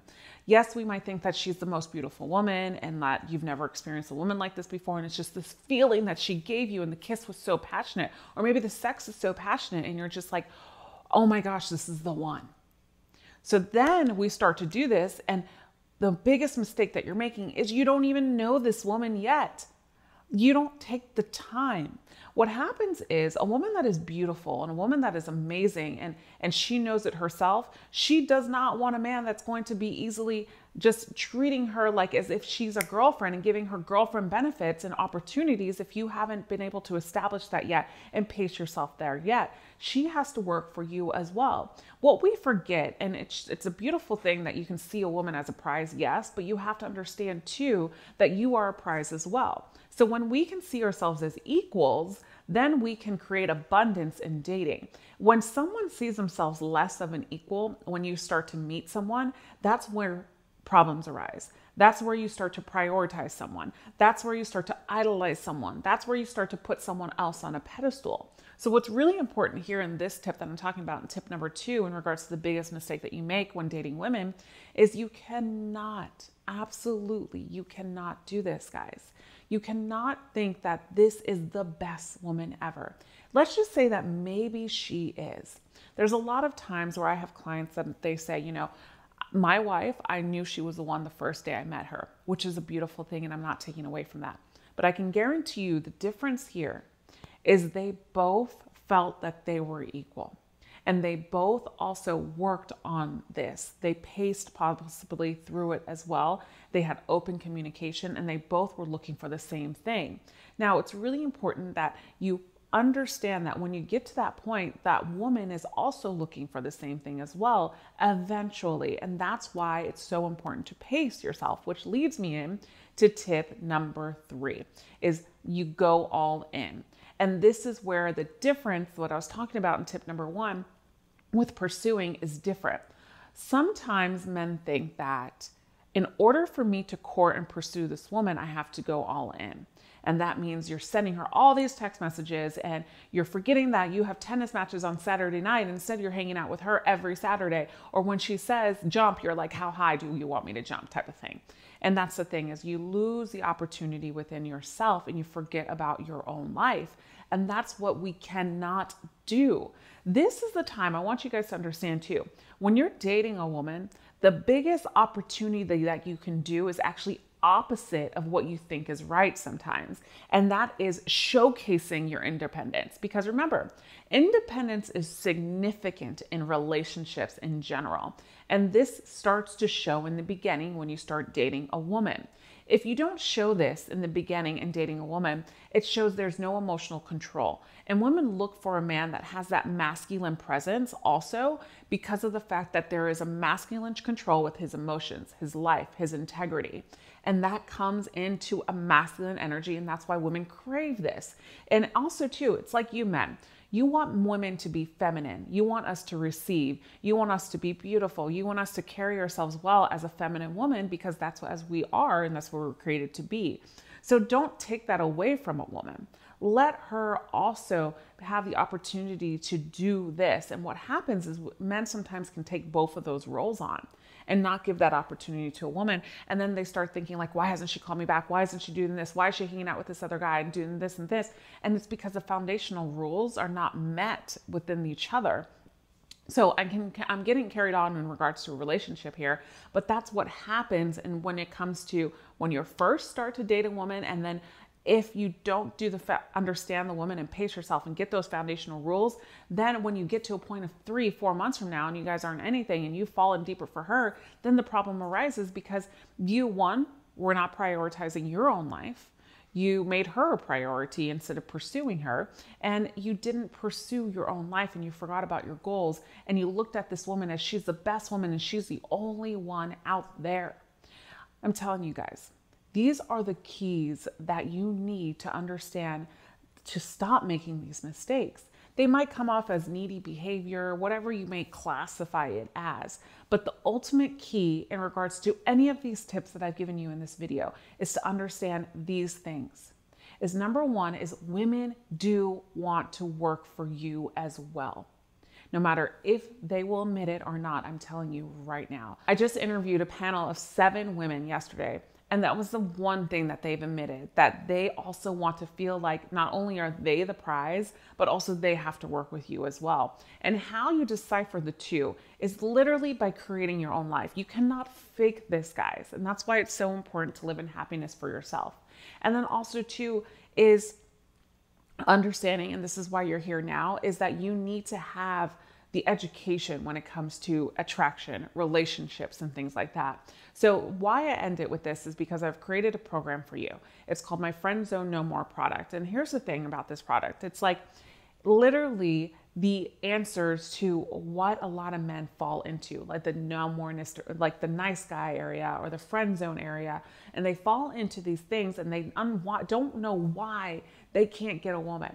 Well, I'm here to tell you that even though if you're not even in the friend zone yet, this product will help you because I really dissect what you need to know in order to court a woman, the mindsets that you have to have, how to rebuttal when she shit tests you. And also on there, you have a VIP membership program with me. I go in there once a month and you have a bunch of men in there that support you. And that is literally, I mean, there's no price tag for that. I love this program too because there's so many results that men have been getting when it comes to understanding when they like a woman, how to go about it, so they understand the difference between attraction and just being the nice guy and how to step up to the plate. Honestly, this is life-changing stuff, guys. And if you can just implement the tools that I'm giving you in this product, you will be able to change this overall if these are the mistakes that you are making. As always, I welcome your comments and questions below. Share this with someone that can get help from this video and that you think that needs to view this. I'll see you in the next video, and remember, you are always loved. Bye. Hi guys, and thank you for watching. Hit that subscribe button and the bell notification so you're notified every time I post a new video. And also here, I have a next video for you to watch all about attraction, dating, and to have a better relationship in regards to your dating life and attraction skills for you to master the art of attraction and get the woman that you desire. I'll see you in the next video, and remember, you are always loved. Bye for now.